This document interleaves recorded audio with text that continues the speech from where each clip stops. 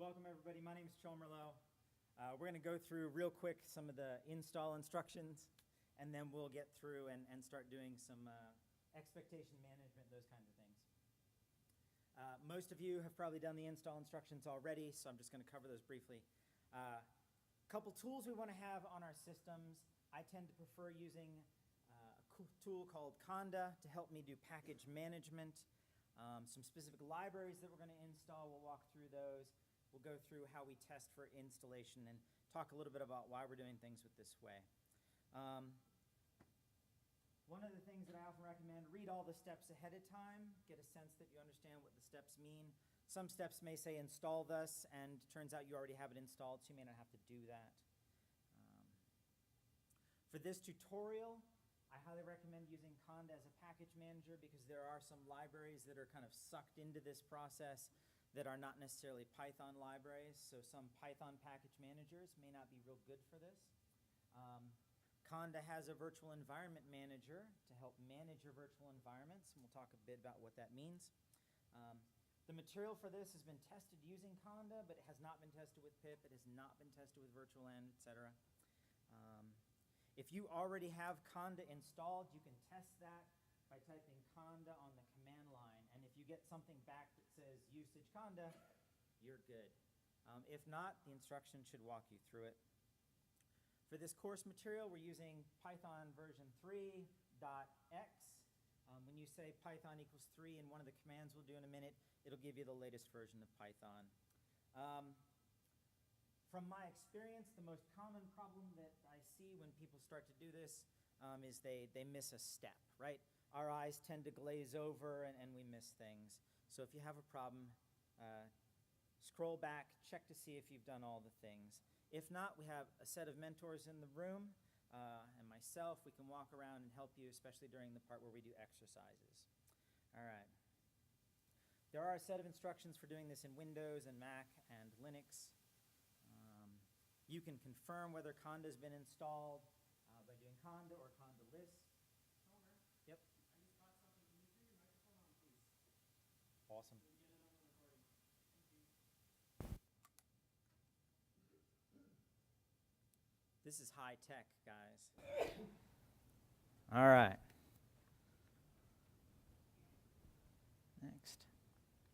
All right, so let's talk a little bit about what we're doing when we're installing Python and some of the other things. You're going to make a directory called stats. You're going to change into that directory, so now you're inside that folder. And we're going to create a virtual environment. At the bottom of this material, I have kind of a write-up as to why virtual environments are important and how they can be useful to you. And I'll leave that up to you to read it. But the big picture for virtual environments and why you might want to use one is that it creates a sandbox. Some of you have Python already installed in your computers and you maybe use it for work. And you don't want to corrupt or mess up your existing version of Python or your existing libraries that use Python. So the virtual environment makes a sandbox. What we do goes in the sandbox, and it doesn't interfere with anything that happens, right? Once we've made a virtual environment, we have to activate it. And if you've activated a virtual environment, you're going to see these little parenthetical off to the side to say you're now using that virtual environment and now using the version of Python that you installed for that environment. And then next, we can say Conda install, and you can tell it all the libraries that you would like to use. In this case, we have 5 main libraries that we intend to explore. All right. Once you've installed those, we'll type Jupyter space lab, and hopefully a lab environment will open up. If you do not have one, let us know, and we'll get you taken care of. You can kind of raise your hand.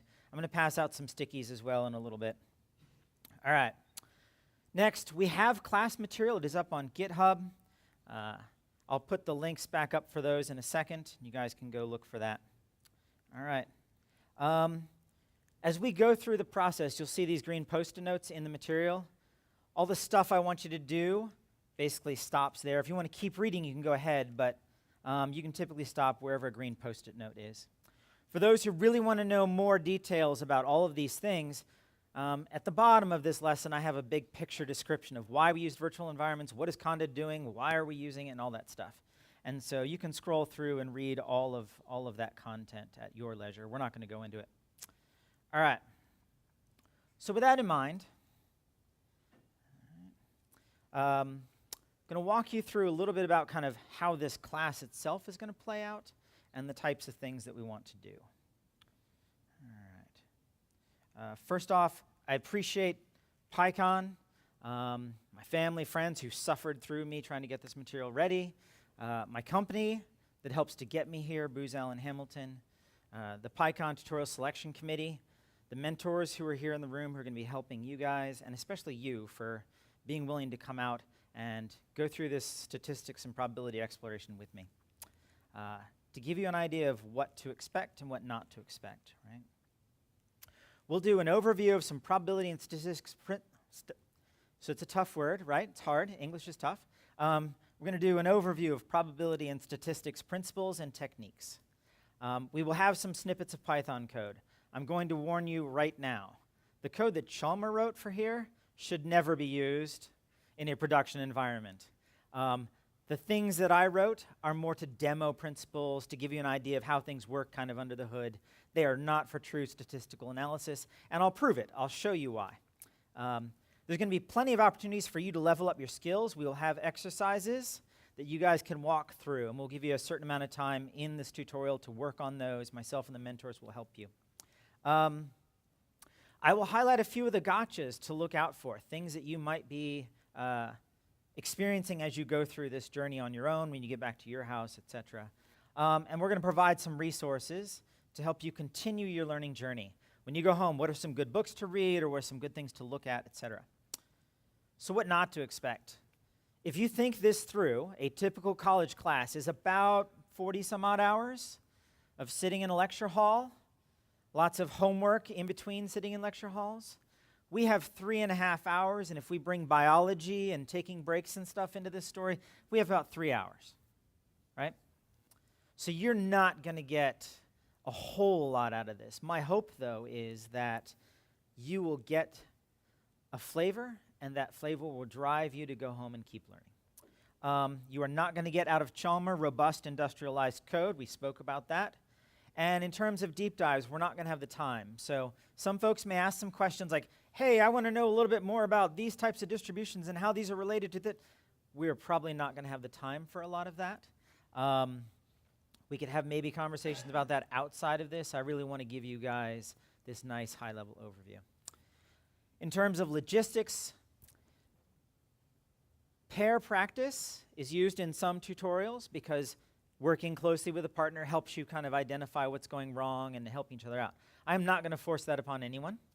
If you want to work with someone who sits next to you and say, hey, why don't we work on the code together, or why don't we work through these exercises as a pair, I'll leave that up to you and your level of comfort. We're going to distribute out some Post-it notes for you. When you get to the end of a period of exercises, you put your Post-it note at the top of your monitor so I can look out. When I see a sea of green, I know it's time to kind of move on. If you run into a problem, you'll have a red Post-it note that we'll hand out to you. You put it on your monitor. Myself or the mentors will look out and go, oh, red Post-it, and we'll come to you, right? So you don't have to do this whole embarrassing, hey, I got a problem thing. There will be a survey, and I'll get you the link to that later. I really want to get your feedback, okay? So how do we get the most out of this experience? I love this picture, and let me zoom down so you can kind of see it. The top, and I apologize, it's small font, it says, how do you actually learn any new programming concept? By changing stuff and seeing what happens.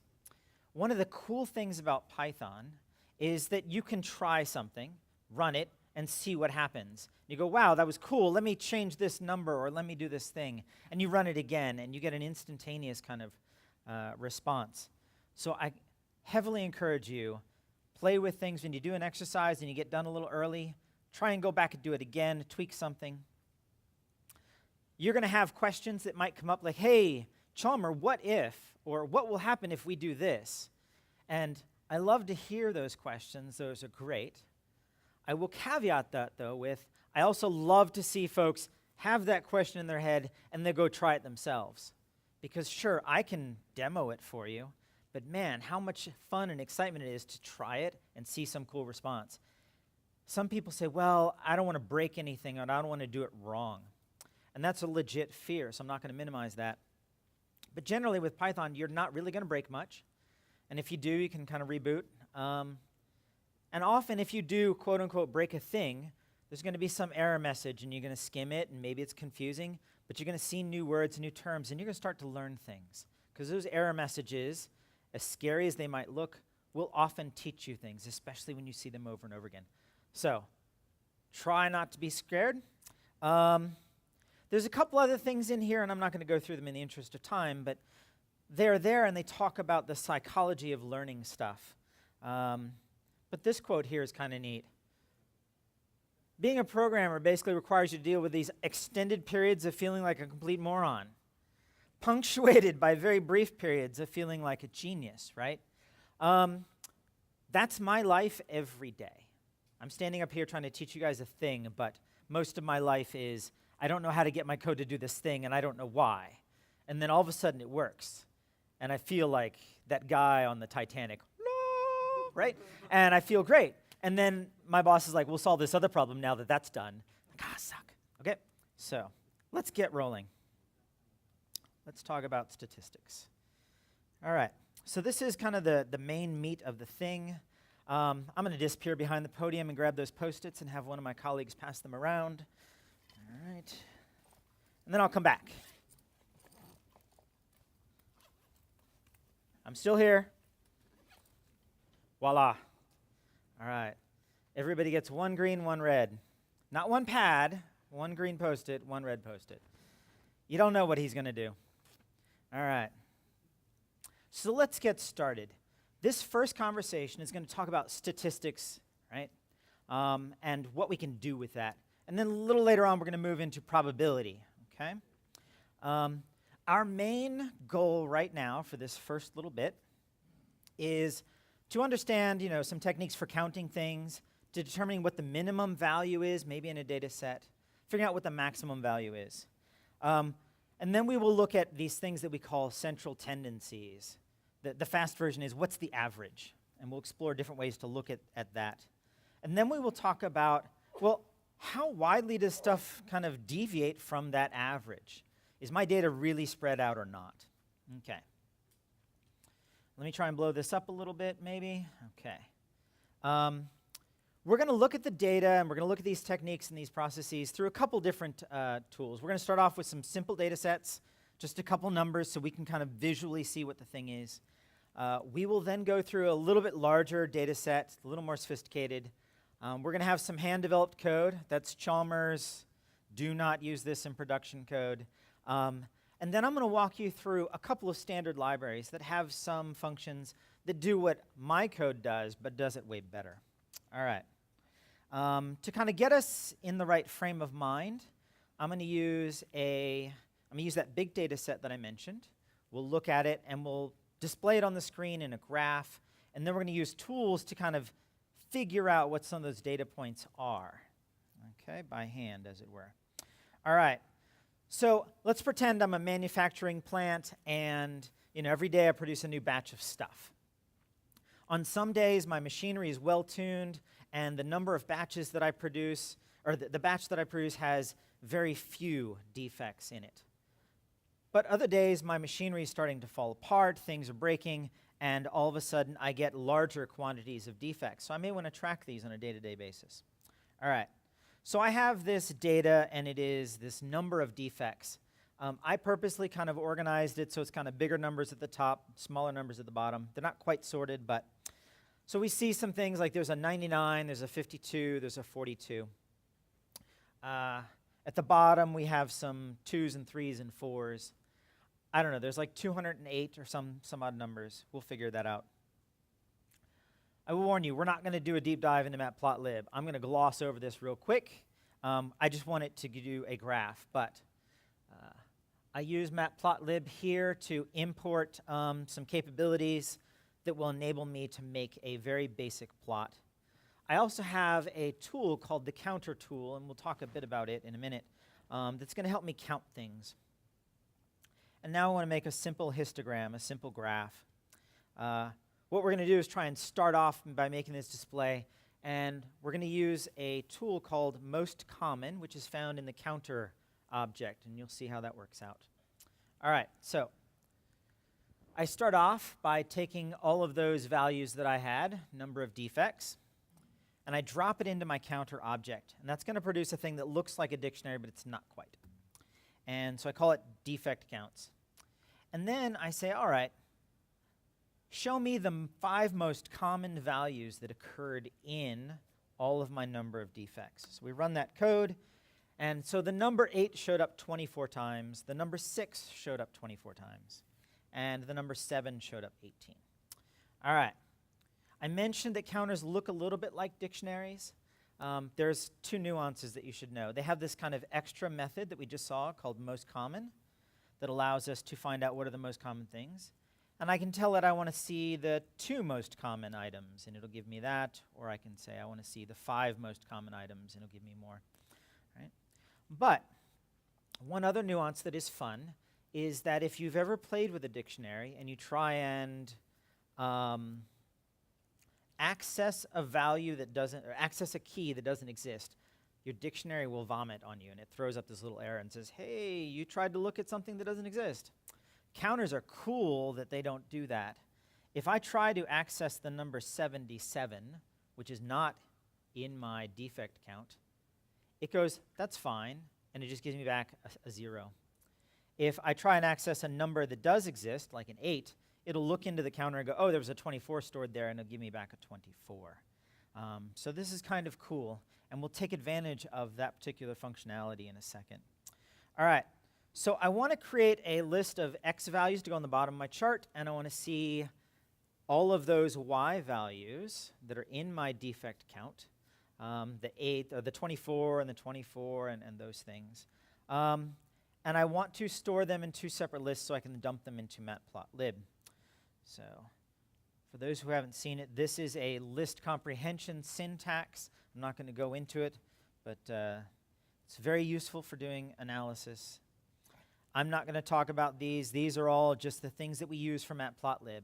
And it's going to take all of the x values that we just made and all of the y values that we made, and it's going to plot them. All right. And so we get this nice little chart. And a couple things that we can see right off the bat. Where are most of the things? Low end, right? There appear to be 2 little spikes. Do you guys remember what numbers those spikes were at? What were the most common values?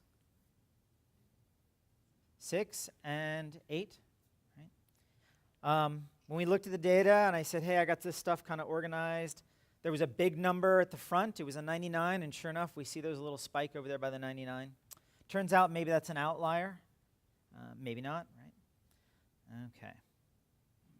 So this visually shows us a lot of cool things. I want to figure out how do we get to some of these data points using code. We'll start off with using count, maximum, and minimum. What function do we use to count things in Python? Len, right? Stands for length. So if I have number of defects and I drop it into the len function, it will tell me that I have 204 data points. And you can essentially count just about anything in Python using len. Right? If I want to find the biggest value in a set or the smallest value in a set, what functions do I use? Max and min. All right, so let's do that. Let's take number of defects, we'll drop it into max, drop it into min, and we get that big value of 99, and our smallest value happened to be a 2. Sweet. All right. A lot of statistics is basically telling you stuff about your data. How many pieces of data do I have? What is the highest thing? What's the smallest thing?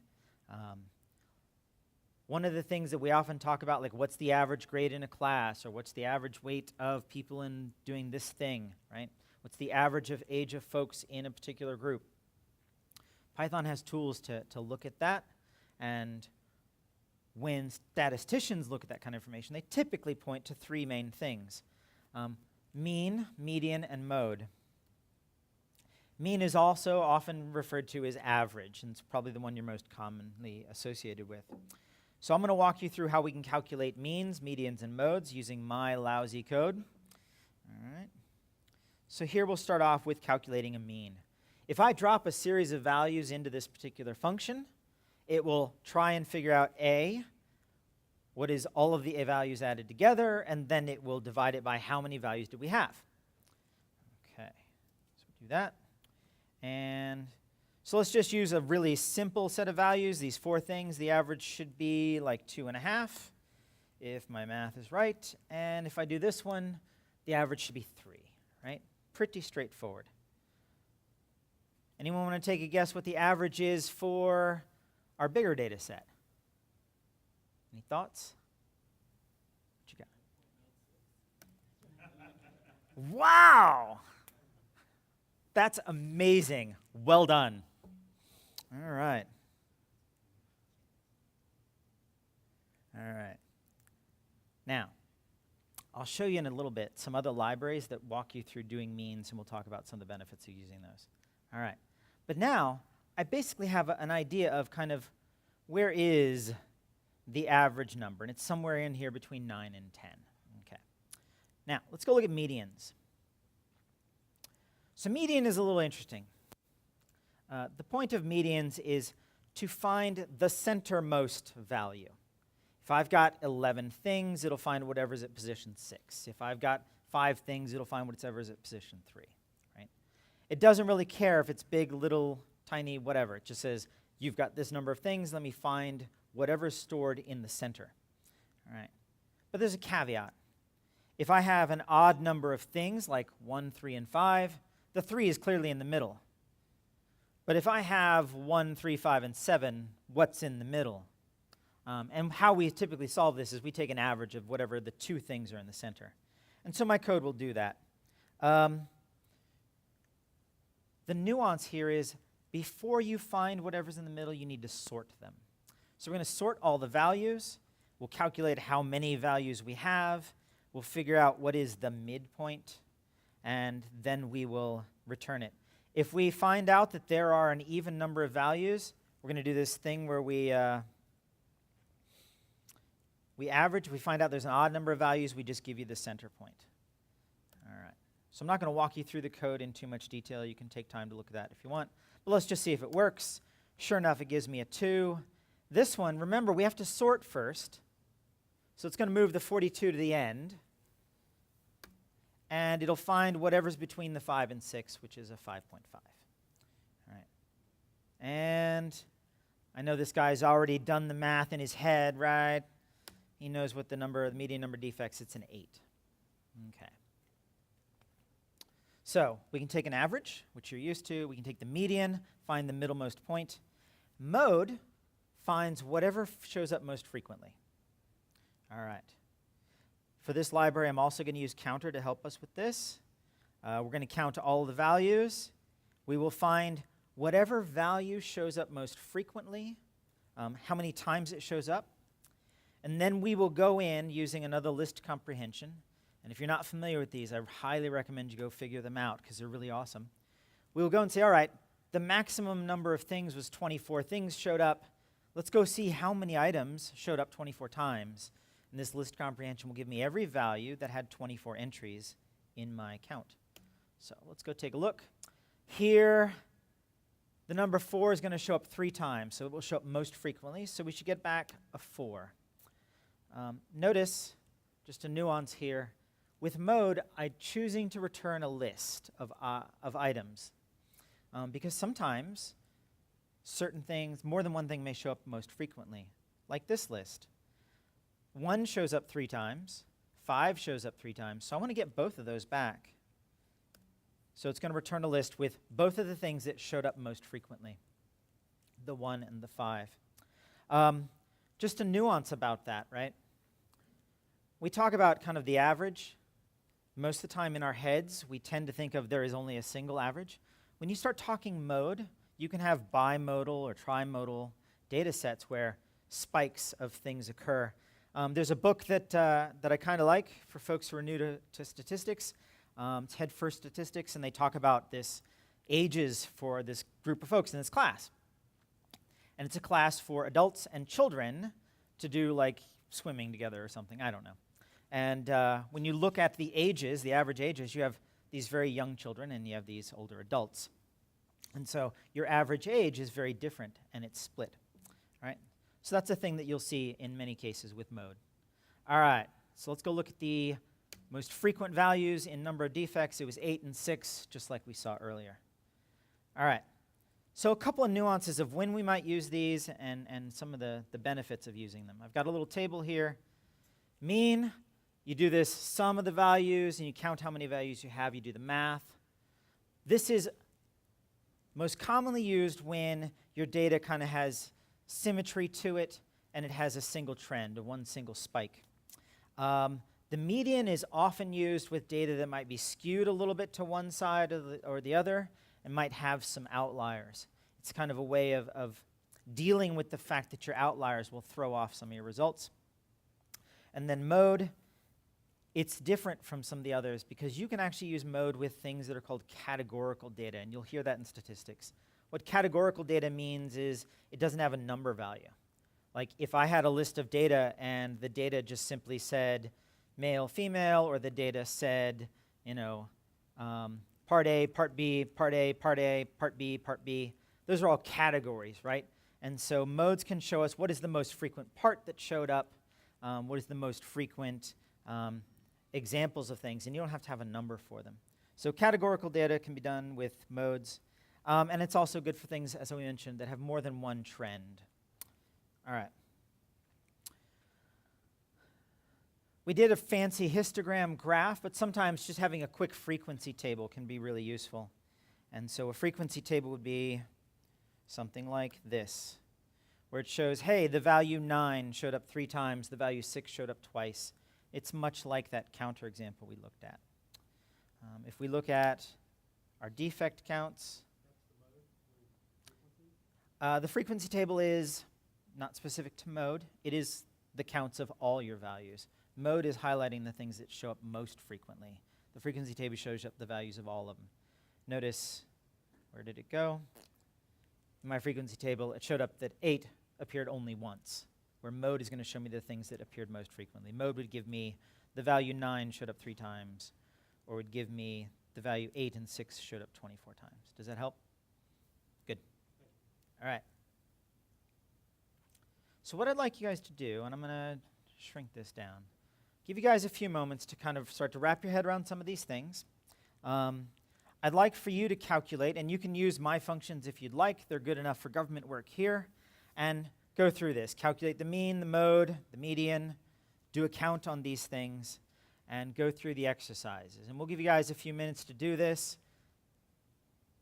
I want to caveat this for just a moment, though. Some people may not finish all of the exercises in the time allotted. That's totally fine. Go home, reread the material, do the exercises again, finish the exercises you didn't finish. That's all good. Just a little backstory here, right? And I'll show you my list of books that I've read. I've read these statistics books of various sorts over and over again. And even in the course of preparing this particular set of material, last night in my hotel putting final touches on, I was still picking up nuances that I had not seen before and still learning new facts and details that had kind of escaped me. So there's a lot to cover as we get further on in this conversation. So don't panic if you're like, oh man, I didn't get all of it, I didn't capture it. Yeah, I still go back and reread some of these books and catch nuances. So, all right, we'll give you guys probably about 10 minutes or so, and we'll wander around and answer questions.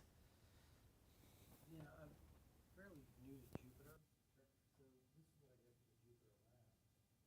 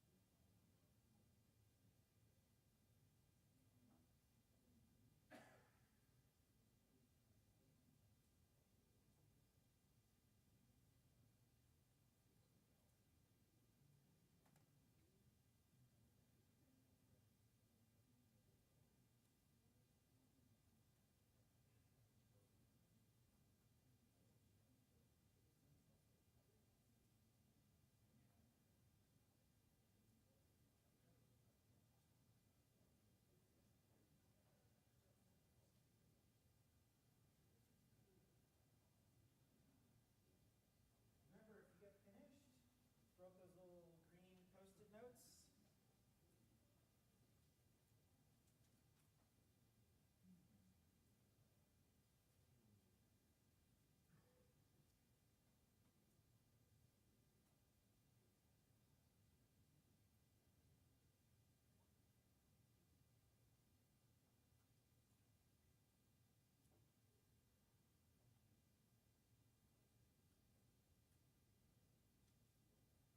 All right.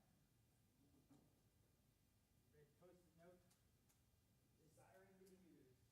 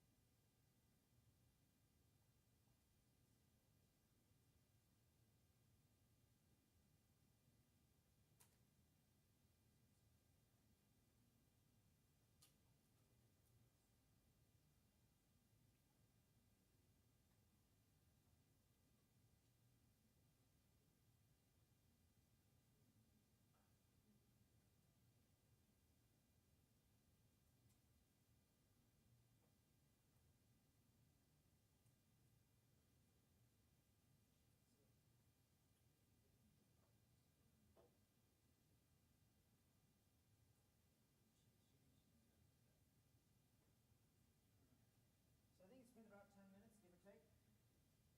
And I see a green sticky, so this is all good. All right. The little microphone appears to be back.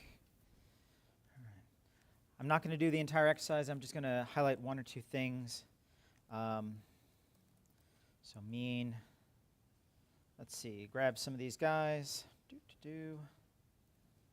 And say values. Right. And this was a nuance that I think Jeff had mentioned. Values, right?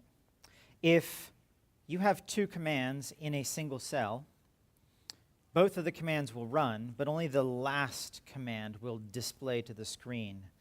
So if you wanted to have both of these display, you have two options. You could either put each of them, mean and median, in two separate cells.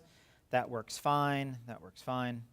Or you can do some of that extra typing, and you can put the word print in here for the first one, and it will print, and you can put median values. So it will print the first one, and then it will execute the second one. Notice we get a slightly different output. Print actually displays to the screen. Median values actually executes and is released as an output. But that's a nuance. All right, so let's see. Let's talk about measures of dispersion. How widely spread is your data? Is your data really tightly clustered, or is your data just all over the map? Okay. You will sometimes hear in statistical books about things like measures of variability, how much does the data vary, or measures of spread. They all essentially mean the same thing. A fast and dirty measure of spread is simply, let's look at the minimum, look at the max, and see how far apart they are, right? And so that's what this does. My data range function just says, what's the max, what's the min, and divide or subtract one from the other. And so with my little data set, 5, 3, 4, 2, and 1, the smallest thing was a 1, the biggest thing was a 5, and the spread is 4 points. Notice with my batch defects, the smallest value was a 2, the biggest was a 99, so my spread is 97. That's a lot. Remember that 99 is potentially even an outlier or something. So here I can see that my data is really far away from the median and the mode and the mean, right? So this may be a flag, or maybe something of interest. It will depend on your data. All right. A couple of the downsides, though, of using simple spread are the fact that they are very susceptible to outliers. Here I have two data sets that are almost identical, except for the last two values, the 8 and the 99. You would probably say these data sets are pretty much the same. And so when I have this one thing with this minor outlier, man, it throws everything completely out of whack. And it makes it really hard for me to realize or to know that essentially these data sets are basically the same. All right. So how do we get past that? That's where things called quantiles and interquartile ranges come into play. Let me zoom in on this just a smidge. All right. So you're going to hear some of these words. These are the words that really bothered me. I never knew what they meant for a long time. A quantile it's a cut point or a dividing point, right, in a sequence of values. And those cut points will break those values up into what we call contiguous intervals, or intervals that butt right up against each other. So they have a nice continuous flow. And those cut points are defined, essentially, so that they break up all of your values into equal probabilities. The stuff in this lower quantile has as much probability as appearing as the stuff in the middle, et cetera, et cetera. Quartiles are values that cut your data into quarters. They are essentially a quantile that breaks things up into every 25%. An interquartile range is a range between your lower quartile and your upper quartile. Normally, that's between 25% and 75%, although you might see them with different values. All right, so let's put this into practice and see what we got. All right, quantiles. So again, these are kind of these cut points. If I have 6 values and I've got a cut point in the middle, it breaks my values into 2 sections. That middle, in our case, would be the median. If I have a lot more values, I have a value 1 and 62, 63 and 64, 65 and 70. This breaks up my range of values into 10 quantiles. And potentially, if I want to kind of weed out some of those outliers, I could say I really only care about all the things that fit between this lower quantile and this upper quantile. And so I kind of filter out whatever's on each end. And that gets rid of the 1. It gets rid of the 99. All right. So let's make a function that helps us calculate where a given quantile falls. So I make this very simple function, give it a handful of values, and tell it where you'd like your quantile to break. And it will then figure out in a list of values or sequence of values, where does that fall? What is the index of that point? And then allows you to get back a value from your list or your sequence. Again, this is not robust code. Do not ever qualify this or use this in production. but it's good enough for what we need to do here. All right, so I've got a list of like school grades. There's 10 values, and I say, hey, I want to find the break point, whatever's in the middle, essentially trying to find almost a median. It sorts everything first. 55 ends up at the bottom, 96 at the top, and then it roots through. I'm going to caveat this, right? This code was not sophisticated enough to realize that if I have even numbers, I should take an average between the two. This is, again, just to give you guys a demo. If I had an odd number of values, 11 in this case, we can use that as well, but again, it's not going to be very precise. All right. What if I want to find those quartiles, the 25% value and the 75% value? I take these grades and I say, hey, look for whatever grade is closest to 25% of this sequence of values, and give me whatever is closest to 75%. And so 67 is kind of the lower bound of the lower 25% of my students, and 91 is kind of the upper bound of the upper 25% of my students. Now, all right. If I want to kind of see where my defects break out using a variety of percentiles, like the lower 10%, the lower quarter, the upper quarter, 90, 95, and 99, I can do that. And so the value of 4 is right at the boundary of the lower 10%. The value of 6 is at the boundary of the lower 25%. We notice that value of 99 is way above the 95th percentile. Okay?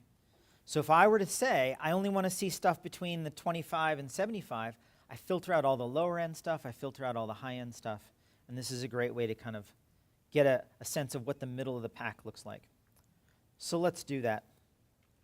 We'll apply what we just created to look at some interquartile ranges. Commonly you'll see like 10 and 90, 20 and 80. Depends on what you need. In our case, we'll have a lower quartile boundary, an upper quartile boundary. And I tell it, hey, here's the values we're going to give. It's going to use my function Quantile from a minute ago and say 75 is my default value, 25 is my not default, or my lower boundary. And let's see how this works. It says, Chalmer, if you give me these 10 values, 3 is roughly around 25% of the way up, and 8 is roughly 75% of the way up. All right.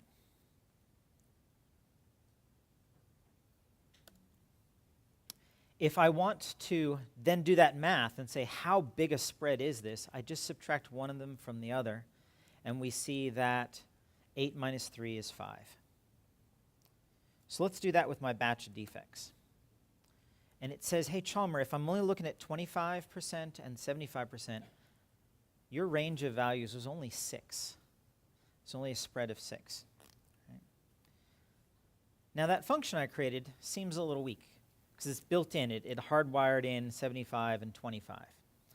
So let's build upon our function a little bit, and let's give ourselves the option now of adding an upper bound of our own choosing and a lower bound of our own choosing. Okay. And so I'm going to look at my number of defects, but this time I want to look at everything from 10% all the way up to 90%, and I'm going to see how big a spread that is. And here that spread is a little bit bigger, a little bit wider. All right. So what are the downsides of using an interquartile range? It seems like, hey, I can kind of filter out those outliers. That's good.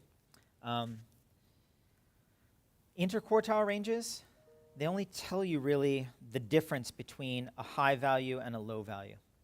How far apart are they?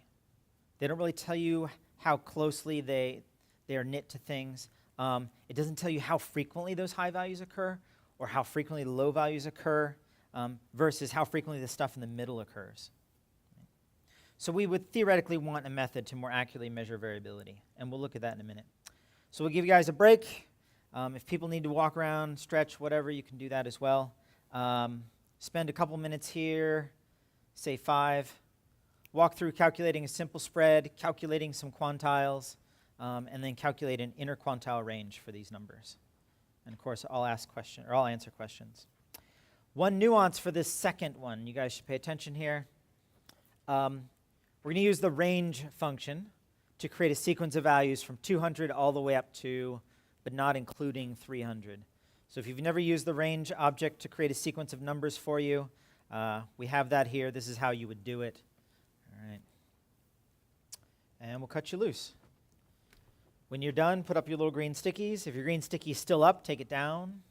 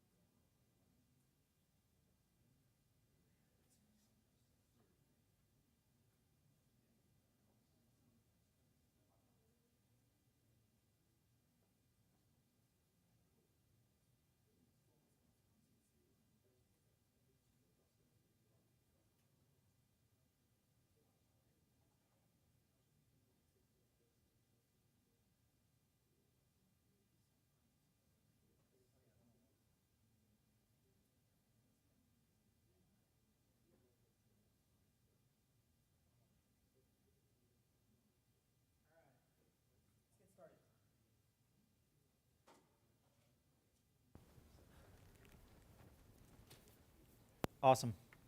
All right, folks.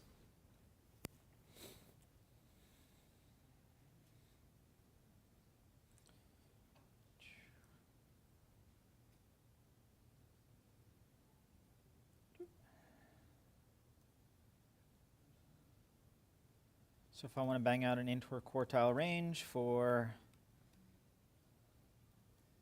all of these guys, I can say range 200 to 300 with a step of 5. All right. For those who are not familiar with the range function, the second value that you put, range will go all the way up to it, but it will not include that value. And this third number you can give the range function tells you what step to take.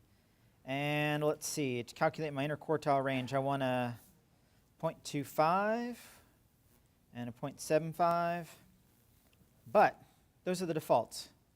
So heck with it. Let's delete that, and we should get back a 50. And that sounds about right, because there's about 100 difference between the two. All right. So let's talk about something way more fun. Let's talk about variances and standard deviation. All right. So there's a couple of different techniques that we can use to evaluate the spread of data that's a bit more effective than simple interquartile ranges or simple spreads. Interquartile ranges is good for fast and dirty. It's very nice. But variance and standard deviation are one of the workhorses for statistical evaluation. One thing that you may be tempted to say is, well, if I want to get figure out how much things vary, I could take the average of, I could take the average and I could subtract that from each of my values, and I could get this average difference from the mean. And that may look like it'll work, but what ends up happening is all of the things that are above your mean and all the things that are below your mean cancel out. I'll let you guys read the details. We're just going to skip right by that. Let's talk more about variances, okay? With a variance, we do something very similar. We have an average, and then we subtract the first value from the average, the second value from the average, the third value from the average. And we square that to get some sequence of numbers. The benefit of squaring, which doesn't happen in that previous thing that I skimmed over, is that these all end up being positive numbers now. They can't cancel each other out because some are positive and some are negative. And so in this case, I have these three numbers, 1, 2, and 9. The average was a 4. I calculate what's called the variance, and I get this number, 38. And that gives me some sense of how much, or it gives me a total of 38, and then I divide it by 3, sorry. Math is hard. I divide by 3, and I get a 12.6. So it gives me some sense of what the variance is. And you may look in your head and you go, I don't even understand what variance means, because how did I get a 12.6 to tell me how much stuff spreads when my numbers don't even get up to 12? I have a 1, 2, and a 9, and you're going to tell me, quote unquote, the variance is this 12.6 thing. And so some of you are sitting there and you have this quizzical look on your face, and that's the same quizzical look that everybody has, which is why we go one step further and we use a thing called standard deviation. Before I talk about standard deviation, the nuance here, though, that you can get is if I were to change these numbers and spread them out a little further potentially, my variance may get bigger, my variance gets smaller. So if I have two sets of data and one variance is large, one variance is small, the one with a larger variance is spread out more. The one with the smaller variance is spread out less. So the number itself may not jump out at you and you go, that means something. But numbers or variances from separate data sets can give you a sense of one spreads out more than the other. But again, variance is kind of this nuanced thing, like people are like, I don't even know what that means. So we'll do a function, we'll look at this happening and working, and then we'll move on to standard deviations. All right.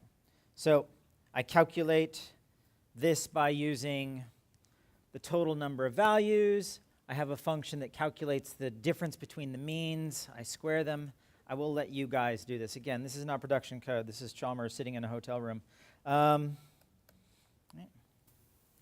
let's try and detect or determine what the variance is for our number of defects. And we're going to get some bizarre number.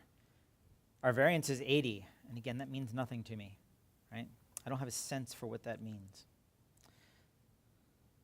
because no one gets a sense, some folks thought this through and they're like, is there maybe a better way? And standard deviation is a potentially better way, and I'll show you some examples of why. To get the standard deviation, you calculate the variance, and then all you do is you take the square root of it. It's pretty straightforward. So I calculate the variance, same way. I get 38, divide that by the total number of items. I get a 12.6, and I take the square root of that, and I get 3.55. And again, you kind of may be saying in your head, I don't understand what that means. The nuance is that as your standard deviation gets bigger, it means it spreads more. As it gets smaller, it spreads less. But, and we'll see some graphs related to this later, that standard deviation fits very nicely on your graphs in a way that helps you to get a good sense of how things play out. All right.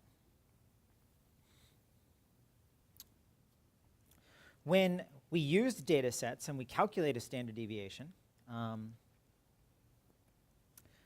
one thing that they have found is that on a typical kind of bell-shaped distribution, a normal distribution, and a lot of data tends to fall into that category, if I calculate the standard deviation, kind of how wide is the spread away from the mean, 65% of all of my values are going to be within one standard deviation of my mean. 95% of all my values are going to be within 2 standard deviations, and 99% will be within 3 standard deviations. So let me shrink this down just a smidge so we can see this all on the screen there. All right. So I have an average, I have a mean in the middle. I've got some sort of bell-shape-ish curve. And if I can calculate my standard deviation right here, standard deviation above the mean and 1 standard deviation below the mean, everything in this gap is going to be 65% of all of my numbers. Will fall right there in that middle zone. Boop. If I stretch out 2 standard deviations above the mean and 2 standard deviations below the mean, 95% of every one of my numbers is going to fit nicely in that little grouping. And if I calculate out 3 standard deviations, 99% of the stuff. So you say, well, how do I use this? What does this mean?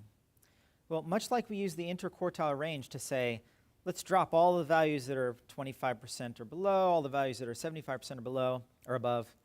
We can use standard deviations to say, I only want to see the 99% of the values that are closest to the mean. And any of these little outliers that are way out there in the far corners, let's ditch those.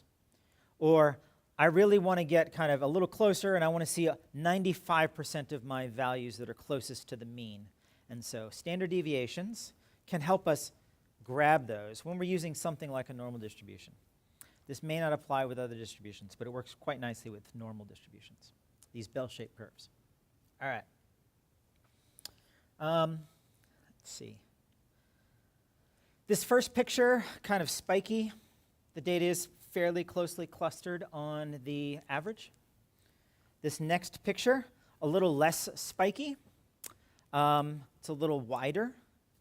And in this case, because the graph is a little less spiky, my standard deviation happens to be bigger. And so remember, I mentioned that like if you're looking at 2 different data sets and a standard deviation is bigger, it means that data set spreads out more. And so because this spreads out more, my standard deviation is bigger. But the same rule applies. Even though this spreads out more, if I want to get 99% of all my numbers and drop off the 1% outliers, I measure out 3 standard deviations, and boom, I've got the 99% that I care about.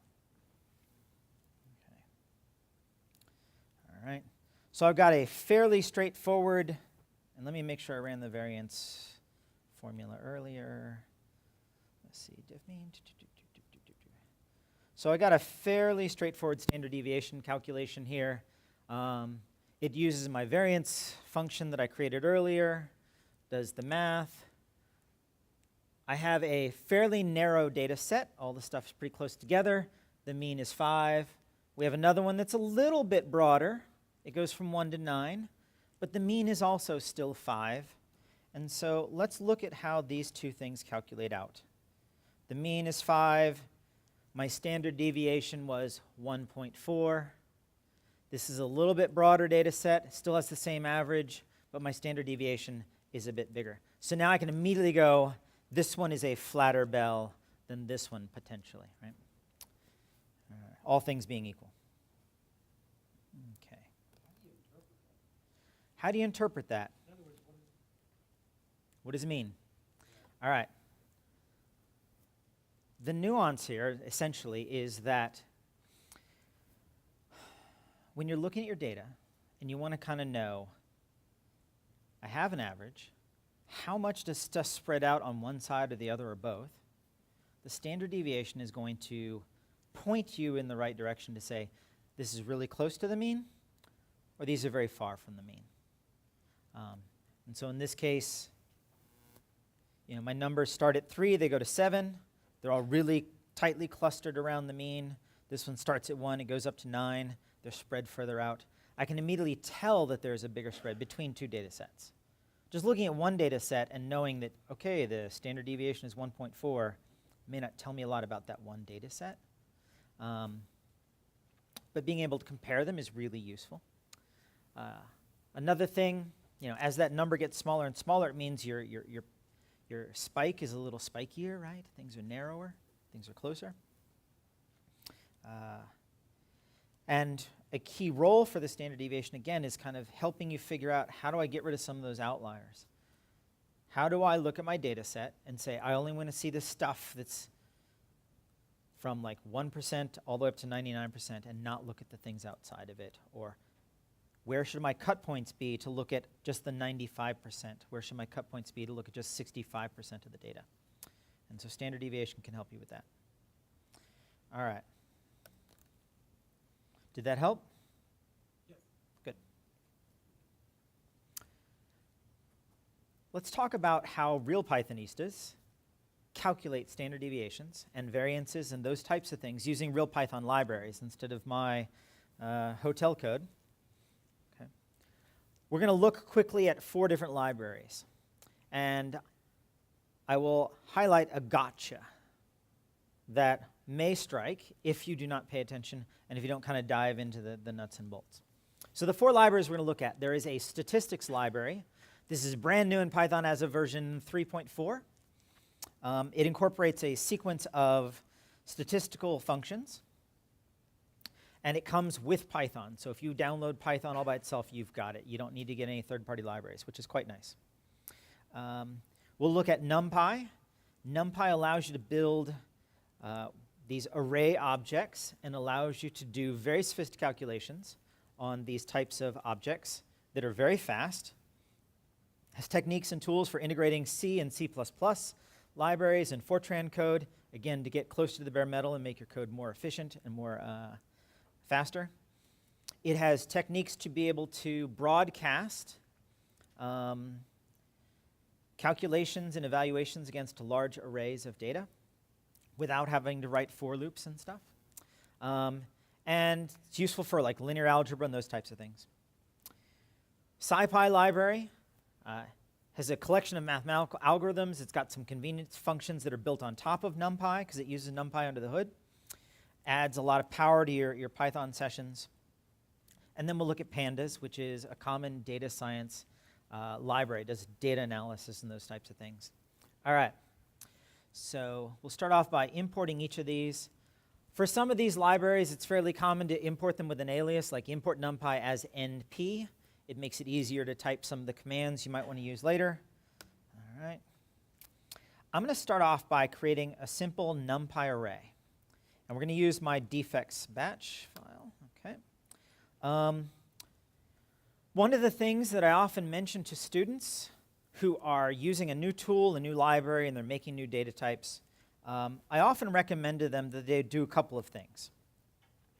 When you make a new object, I often tell them, go find out what the heck this thing is that you just made. And so I say, hey, what is defects? And it says, hey, Chalmer, defects is a NumPy array. And if I've never used a NumPy array, I maybe need to figure out what that means. If it spat out and said, hey, Chalmer, you just made a list, I'm pretty familiar with lists. Because this is a NumPy array, and I don't really know a lot about what NumPy arrays, right? I might want to try and get a sense of what types of functions or methods are available to me. So we're going to use a technique called tab completion. And this is really useful in Jupyter Notebooks. I type out defects, I put a dot, and I hit tab. And it brings up this list of all the types of methods and functions that are available to me. All right. There we go. Nothing like moving your laptop in the middle of a talk. Okay. Notice this is in alphabetical order, right? So it says things like all and any and da-da-da-da-da. And now we go into the B's and the C's and the D's. And this is a huge list of things that you, if you are mathematically and statistically minded, can do with a NumPy array.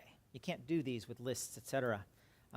We are not going to go into the depths of this. I'm just going to kind of scroll through, get a sense there's a lot of things here. Notice they do have a method in here called STD, short for standard deviation. They have a method called var, which is standard for short for variance. All right. I'm going to start off simple, and I'm going to say, hey, let's use the mean function. And so we'll calculate mean. And sure enough, the average is 9.96, as this fine gentleman mentioned earlier. Right? I will caveat, there is no median function associated with a NumPy array.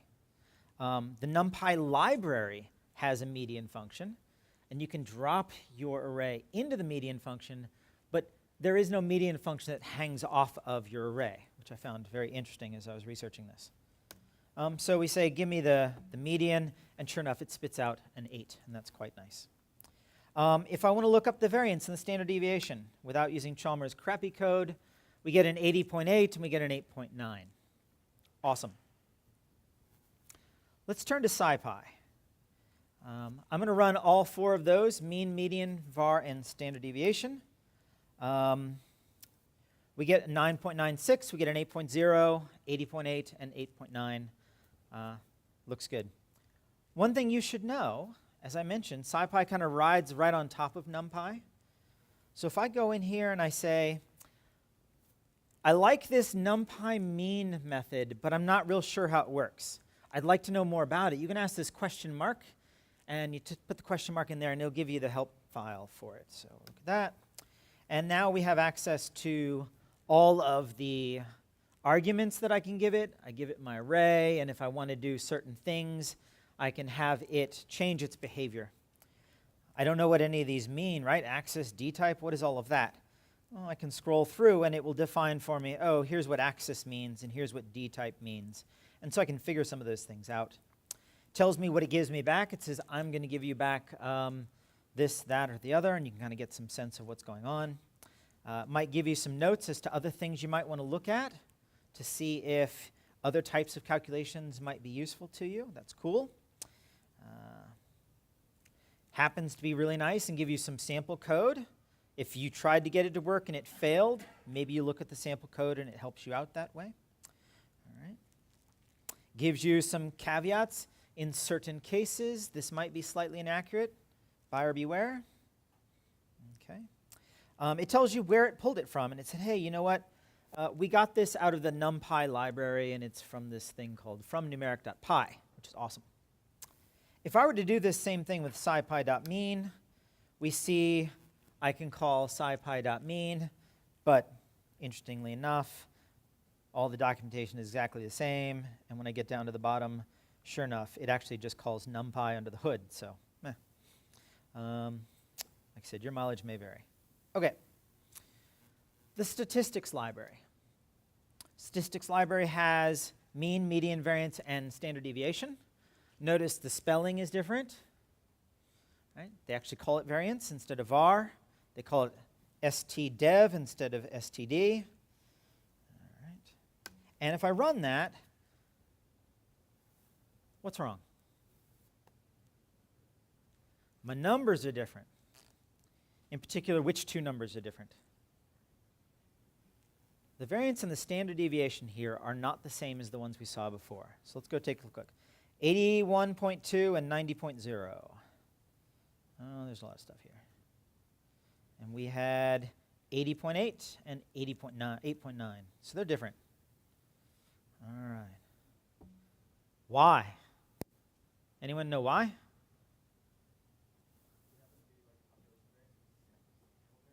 Yes. He mentions there's a difference between population variance or population standard deviation and sample variance or sample standard deviation. All right, so now that our heads explode, let's go take a look at what that means.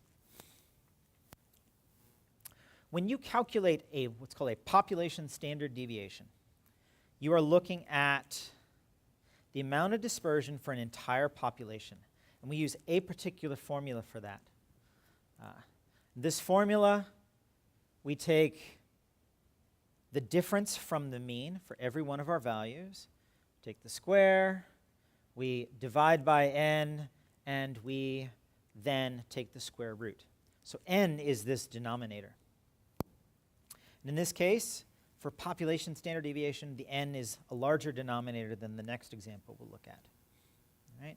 And for your convenience in later reading, I spell out what each of the symbols is and why they're there. Let's go look at a sample standard deviation. A sample standard deviation is just a sample that estimates what your deviation for a bigger population should be if we take a random sample out of that bigger population. And it uses a slightly different value as the denominator, n minus 1. Because n minus 1 is smaller than n, the size of this standard deviation tends to be a little bigger than for populations. All right. So when do we use population versus sample? We tend to use the population when we know the entire population. We have all of the data in our hands. We use the sample version if we are looking at a subset of a much bigger group of folks. So if I'm a teacher and I have 25 students and I have all 25 grades, I can use the population because I know everybody's grades. If I am looking potentially at my students' grades as some sort of a sample of the grades across the school or across the school district, I don't have all the grades for the larger population. I just have my sample, so I have to use the sample standard deviation. All right. Another example, if I'm a researcher and I'm looking at the relationship between women, exercise, and blood pressure, right? I might use a sample standard deviation because I only have a subset of folks that I polled or surveyed or researched on. I don't have all the folks in the world, right? Okay. So that's why we have this difference, because that silly denominator at the bottom is off by a smidge because we're either looking at a sample or looking at a population. All right. The numbers are typically going to be very, very close together. If you're doing comparisons one to another, but you use the same formula, your comparisons will give you an order of magnitude difference. All right. If you were in a competition, like a data science competition, and you need to have the right answer, you may want to choose the right function. All right. So let's go look at one last example. This is the pandas library, and it has mean, median, var, standard deviation. Notice they went back to this kind of spelling of var and std. Let's run these guys. It uses that same version of variance and standard deviation that the statistics library did. Okay. All right, so just a nuance. Be aware that it happens. What does the series do? Oh, sweet. For those who don't know, pandas in this library allows you to create a set of data, and I take a list, I drop it into this series function, and I ask Python, what do I get back? PD. I say, hey, you have a series. And you go, okay, so what is a series? A series, essentially, is a column in a data set. You can imagine a series being like a column in an Excel spreadsheet. So it takes this list of things and throws it into a column. You say, well, what does that look like in real world? Defects PD, print it out. And so it says, hey, row 0 had a 99 in it, row 1 had a 52, row 2 had a 42. And it's got all 204 pieces of data. This is not a pandas class, but with a pandas series, you've got all sorts of capabilities. Like you can do aggregations, and you can do groupings, and you can calculate means and medians, and all sorts of other things. There's about 224 different types of things you can do to a pandas series to help you do your data analysis. You can break it up by quantiles. They have a whole library for helping you with, or a whole module for helping you with quantiles and stuff. It's a lot of cool things. All right. Did that help? Okay. 2 more questions. Go. How easy is it for you to shoot yourself in the foot because your data set isn't matching the kind of data set that the standard deviation will be 65, 95, 99? What is that? So what if your data set, for example, doesn't fall into kind of a nice normal bell-shaped curve? All right. So that's a really good question that I do not know the answer to, of how well your data needs to fit in the normal distribution for that to work well.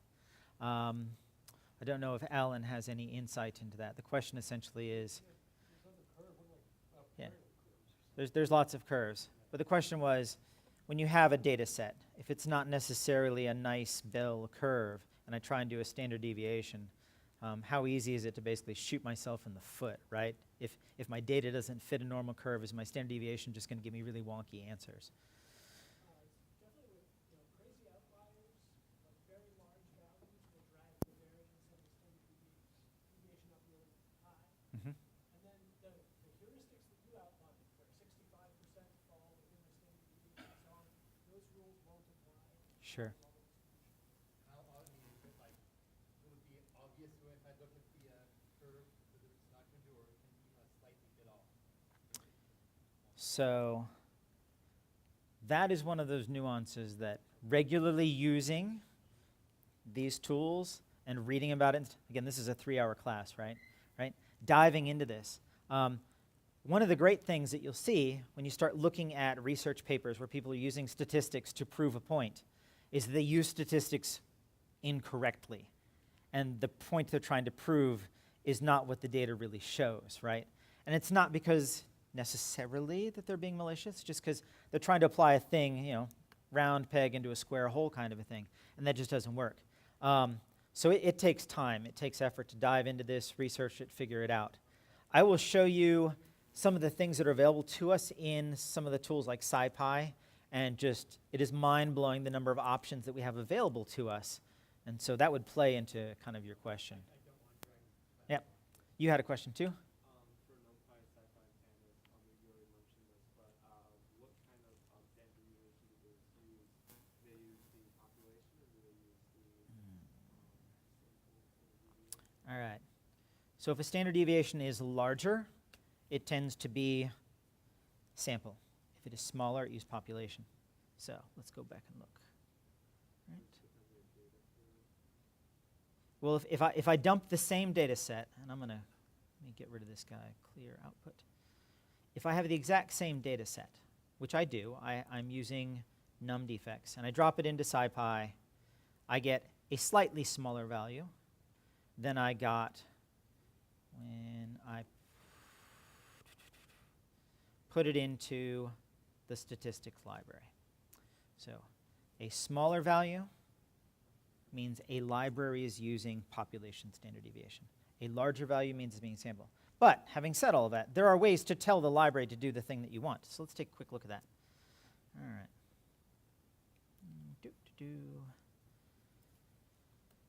Okay, so SciPy dot.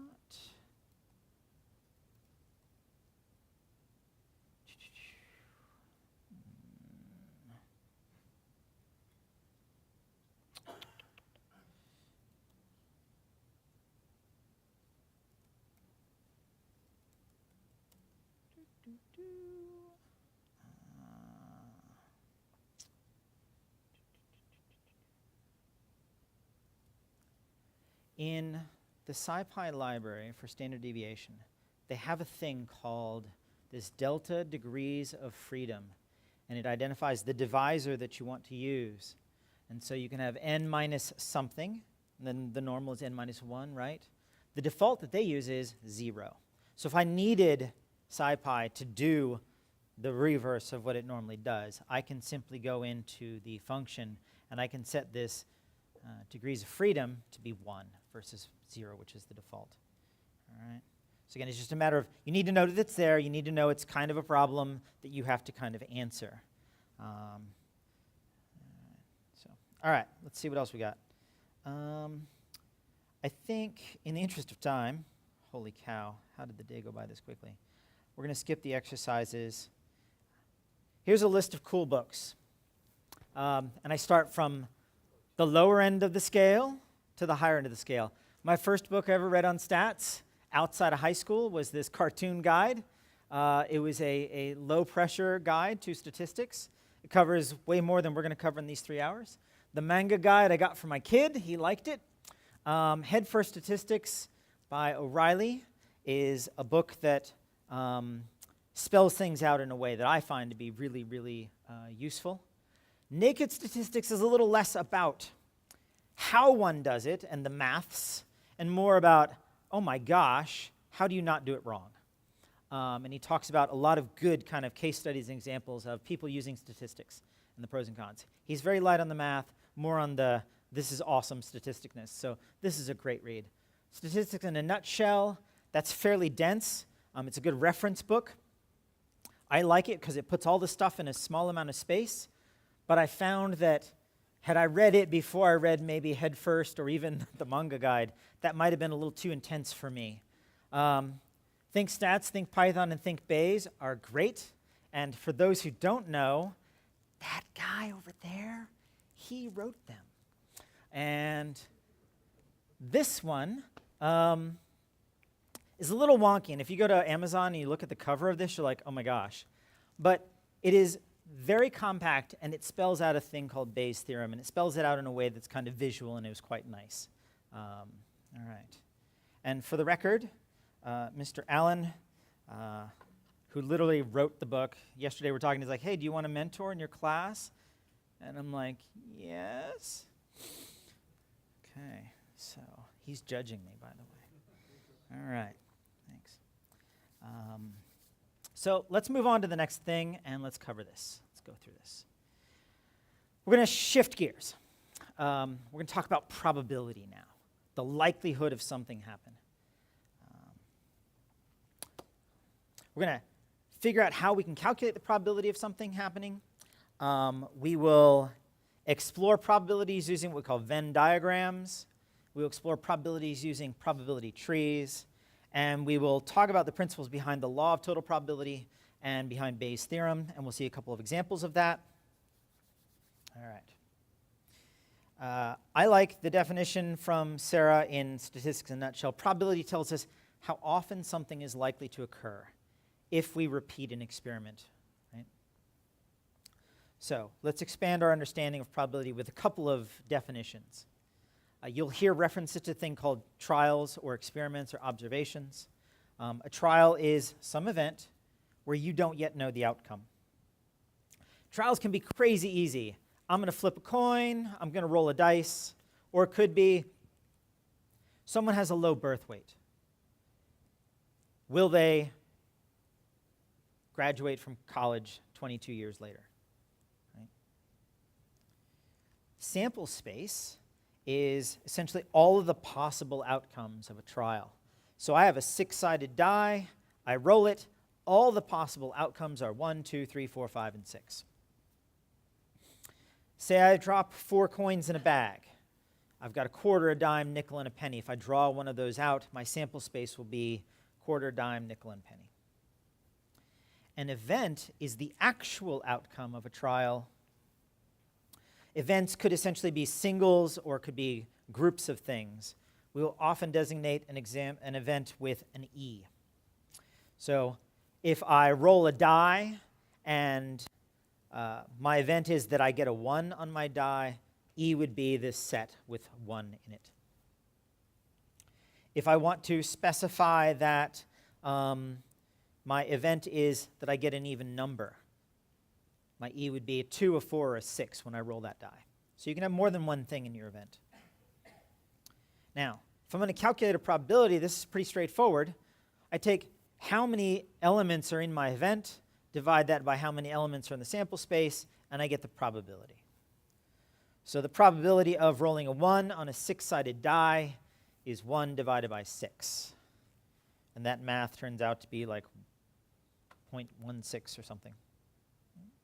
So let's throw together a pretty straightforward function that will help us do this. For those who do not play D&D and those types of games, a D6 means that your die has 6 sides. A D8 means it has 8 sides.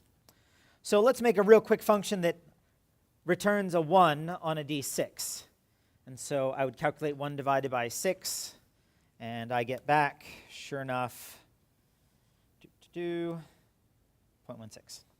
And that's crazy limited. You would never want to write multiple functions for every single case. So maybe we want to expand this a little bit, make our probability function better able to handle a large sample size or better able to handle an event.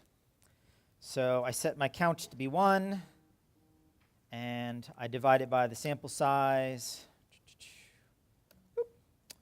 All right. So if my event was I roll a 4 on a 6-sided die, the probability of a 4 showing up is this. The astute observer, though, goes, wait, Chalmer, we dumped in event, but we never actually used it. That's screwy. Let's go fix that. All right. If my event is composed of more than one thing, I want to determine if I get a 2, a 4, or a 6. We need to have a way to determine that. All right. So I'm going to make a small list. Let's say my event is I roll less than a 4. I roll 1, 2, or 3 on my die. I start off with saying, hey, let me check. Did Chalmer just give me a list or a tuple, or did he give me a single value? If he gave me a list, we'll count how many events are in it, 1, 2, 3, and we'll use that to do the math. If he gives me a single item, then we'll just call it 1. It's all good. All right, so one thing that we often do in Python is alias things, maybe give them shorter names. I do not want to type probability a lot, so I'm going to give that function a new name called p, so it'll make it easier to type stuff. So if I have a 6-sided die, I have 6 items in my sample space, and I'm looking for a 2, the probability is 0.16. On the other hand, if I'm curious, like what is the probability of getting a 4, 5, or a 6 out of a sample space with 6 items? That's 1/2. All right. If I'm looking for odd numbers on a 6-sided die, 1, 3, and 5. Again, I have a 50% chance of getting an odd number.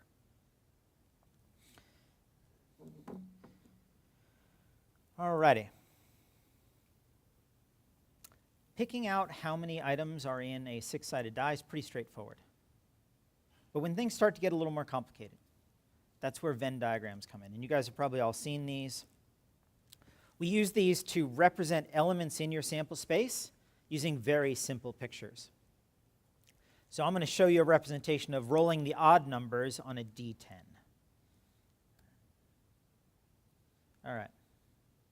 So I've got a D10. It is fairly common in Venn diagram land to put some sort of a rectangle, and that rectangle represents all the possible values that you could have. It is also fairly common to draw some sort of an oval or something, or a circle, to show the things that you really care about. And in this case, I only care about odd numbers, and I go ahead and I label those, 1, 3, 5, 7, and 9. I meticulously went ahead and said everything outside of that oval is all the other stuff. I do that for clarity, but most of the time we don't bother, right? It is presumed or assumed that everything in the rectangle is all the other stuff. If I need more than one oval to represent 2 kind of related events that I care about, I can put more than one oval. We'll see that in a bit. Make sure I didn't miss any of the things. Okay.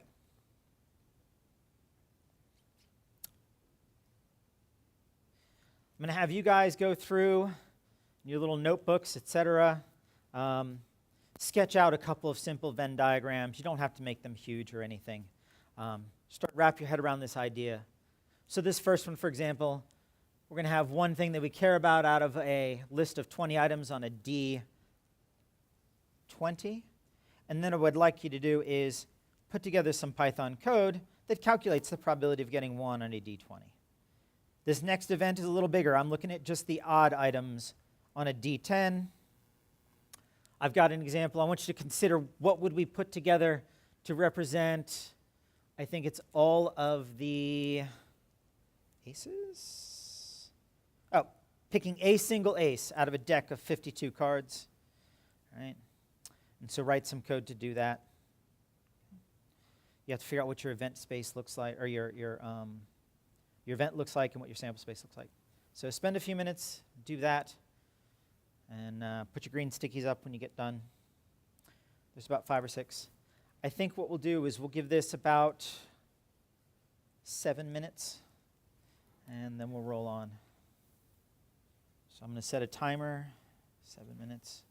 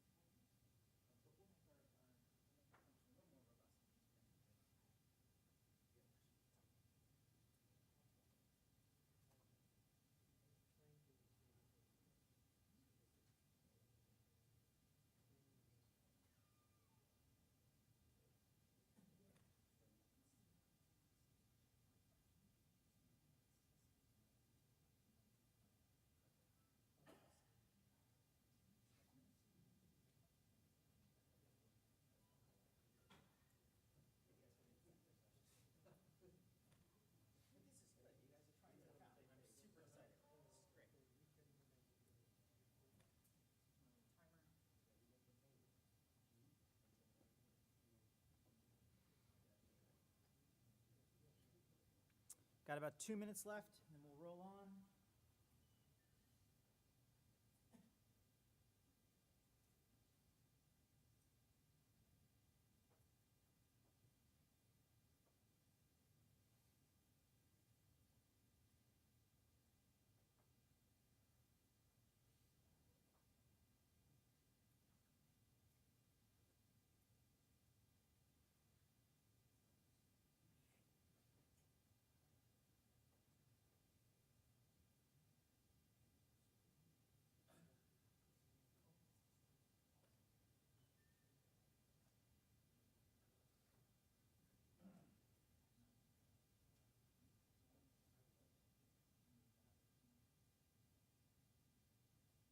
You guys get finished? Make sure you get the little green stickies up.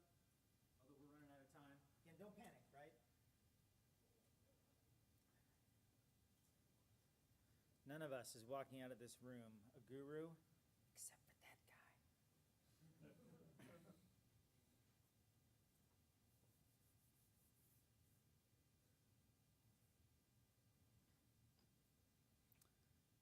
Thing is, though, he walked into the room a guru, so he had a leg up on all of us.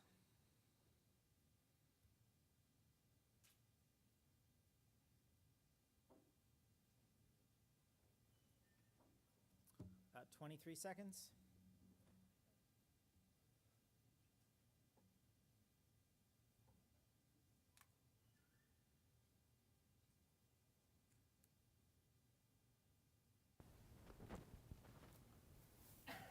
All right.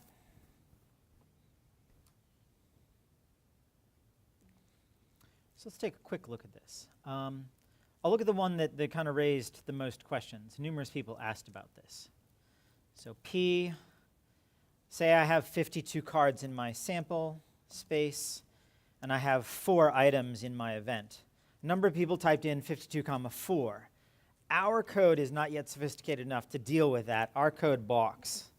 What we need in our code at the moment is to put in a list of items, right? So, you know, an ace of clubs, a ace of hearts, an ace of spades. Typing is a horrible thing in front of people. And an ace of diamonds, right? And say, hey, it's about a 7% chance of getting an ace out of a 52-card deck, right? If I were to type in a 4, I get a much lower percentage. And the reason being, if we go back and look at the code said, if it's a list, tell me how many elements are in the list. If it's just a number, we're going to consider that to be a 1. So we've discovered kind of weakness in the code, like, hey, this doesn't quite play nice. Let's go fix that. All right. But the long story short of these problems here, and these are kind of one-dimensional style problems, is what's the size of my sample space and how many elements are in my event space? All right, so let's go look at our code. To do that, though, we kind of want to expand on a few other things, and then we'll get there. Let's talk about exclusive events and intersections.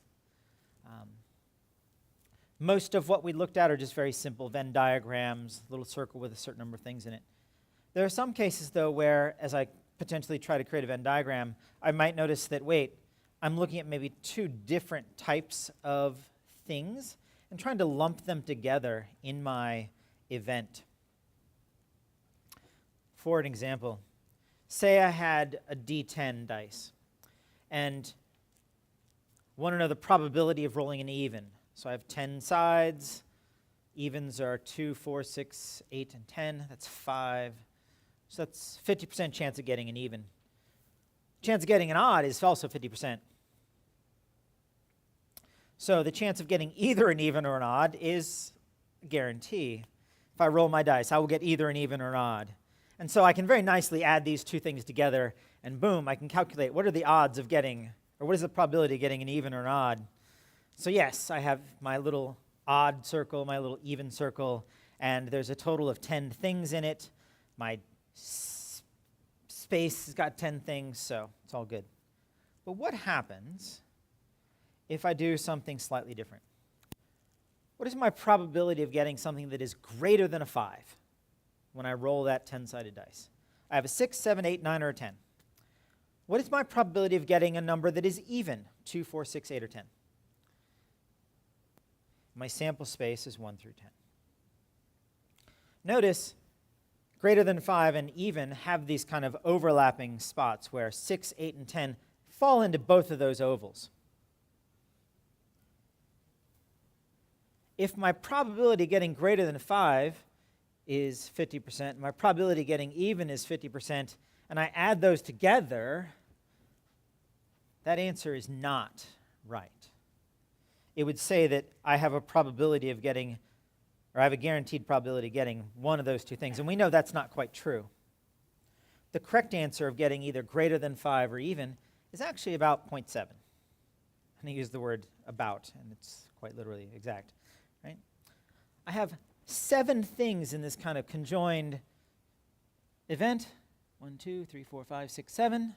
My total sample space is 10, so 7 divided by 10 is 0.7. So what went wrong? Our original kind of let's add these two things together ignored, unfortunately, the fact that there's a little bit of overlap. So we have this very cool formula that allows us to account for overlap.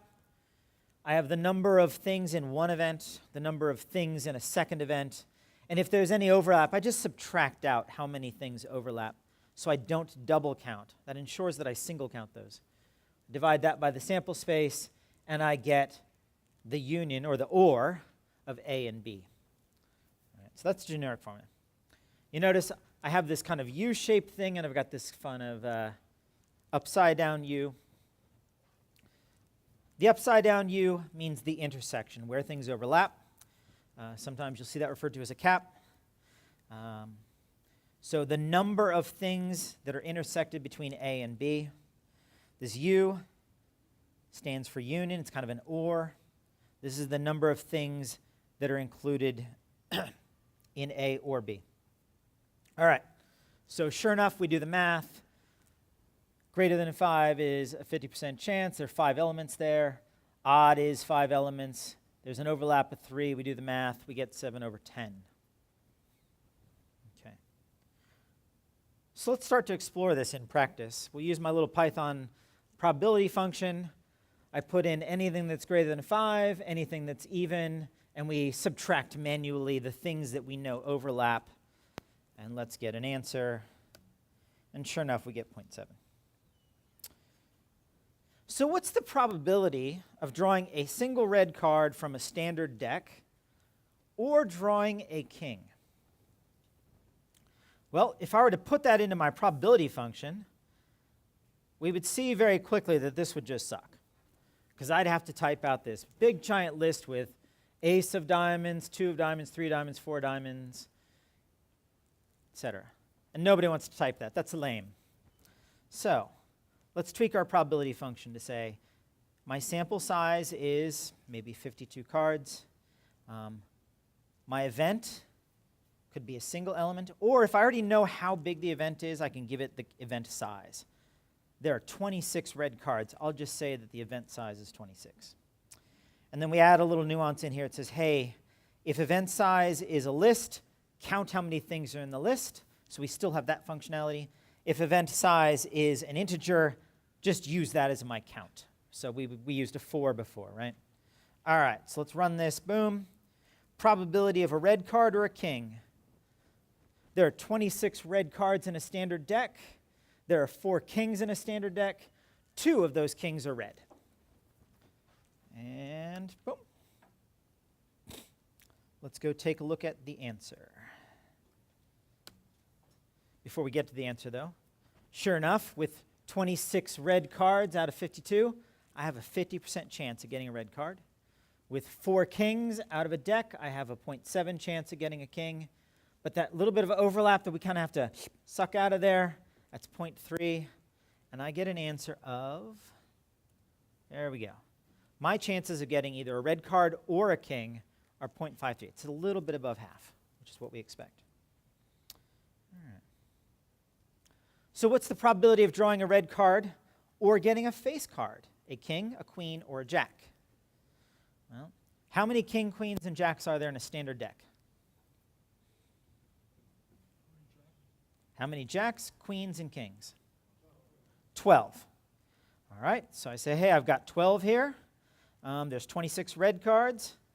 How many jacks, kings, and queens are red? 6. So I want to get rid of those because we do not want to double count them. And sure enough, it's a little bit higher because now we're looking at a few extra cards. All right. Now, you might say, but Chalmer, why do I want to do all this math and write all this code? Because if we think about it, all I need to know is how many reds are there, how many face cards are there, and take away how many duplicates, and I get 32. So I can actually just say my sample space, or my event space, is 32 cards are either red or they're kings, queens, and jacks. And so I don't necessarily have to do this if I can kind of do it in my head or do it manually. You just got to make sure that you get event A, event B, and you eliminate that duplicate, and boom, we get the same value. Awesome. So I'm going to, for those who don't know, PyCon has open spaces where people can gather with folks who do things that they like to do, and one of those open spaces is board gaming. All right, so here's a board gaming example. I have 3 games. I have Pandemic, I have Clank, and I have Carcassonne. And in my board gaming group, we have a number of folks who play Pandemic, a number of folks who play Carcassonne. The pronunciation of this French word is probably mangled by me, my apologies. And then we have Clank. Some of these folks happen to be players of Pandemic and Carcassonne. Some of them play Clank and Carcassonne. I have no duplicates or overlap between these 2 games. Now, everybody in this oval, this 12 and this 6, they're all part of a group. So there's actually 18 people in this group. This group has how many folks in the big circle? 16 plus 26. And then the Clank group has how many people in it? 12, right? When I was putting this example together in my head, I kept forgetting that these 6 folks were with these 6 folks, and so my math was always wrong. It was very annoying. That's why I pointed out. Pandemic folks, there's 18 of them. There are 12 clankers, but some of them play more than one game. All right. So what is the probability of finding a Pandemic player in my board gaming group who is also a Carcassonne player? Oh, okay. Well, there's 18 of the Pandemicers. There's 26 Carcassonners. And then there's this nice little overlap of 6. We do the math. And about 86% of my board gamers play those 2 games. But again, if I don't want to type all this nonsense, as long as I do the math, 18 plus 26 minus 6 gives me a 34. We're all good. All right, there we go. And the math failed epically for some reason. Why did that fail? 18 plus 26 is 34.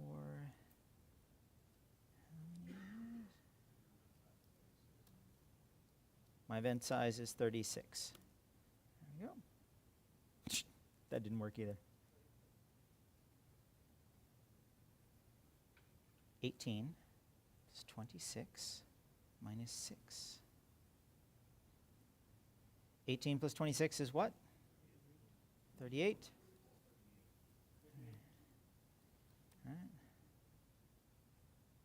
All right.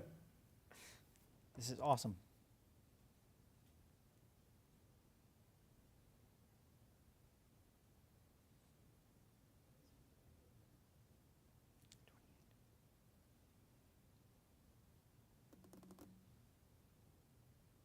I'm going to come back to this. This is great.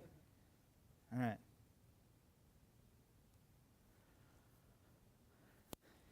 Based on the fact that the code may be horribly wrong in some incredibly awesome way, we're just going to skip those exercises and move on. Let's talk about conditionals. All right. During the next break, I'll take a look at that and try and figure out where my math and all of that stuff went awry. All right. Let's talk about conditionals, because this is going to lead to some fun stuff.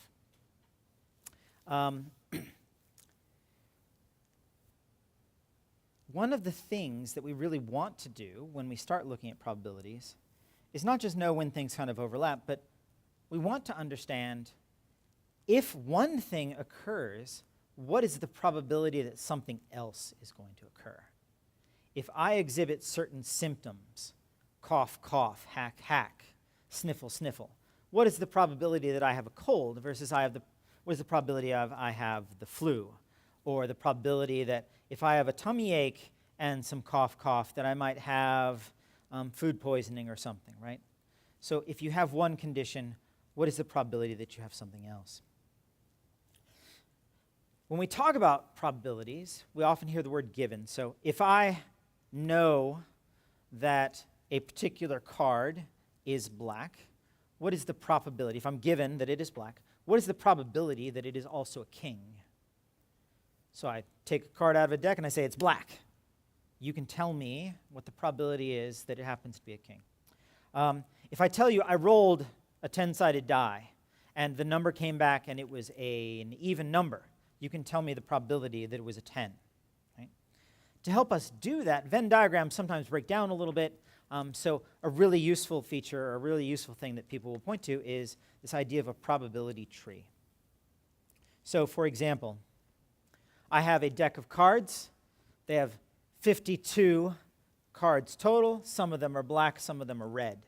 I know that 26 out of 52 are black, 26 out of 52 are red. If I tell you that a particular card is black, and I want to know what is the probability that it is a king, I know that out of all of my black cards, I have some that are kings and some that are not kings. There are 2 black kings, so there's 2 out of 26, right? And there are 24 out of 26 that are not kings. So there are 26 black items, and they kind of fall out in this way. Same thing with red kings. A couple of things. We often talk about kind of levels on the probability tree. So we have one level of my probability tree, we have a second level. With any set of branches here or a set of branches here, the math always has to add up so that the total probability on that set of branches is 1. Right. So for example, 2 out of 26 plus 24 out of 26 is 1. Right? 26 out of 52 plus 26 out of 52, you add that up, you get 1. You can have more than 2 branches. If you play roulette, you'll know that the squares on a roulette table are red, they are black, and there's 2 of them thrown in there for good measure that are green. So I could have a roulette table probability tree that might say black square, red square, green square, and I could have 3 branches. But nonetheless, the probabilities will all add up to be 1 on any individual level with a grouping of branches. Okay.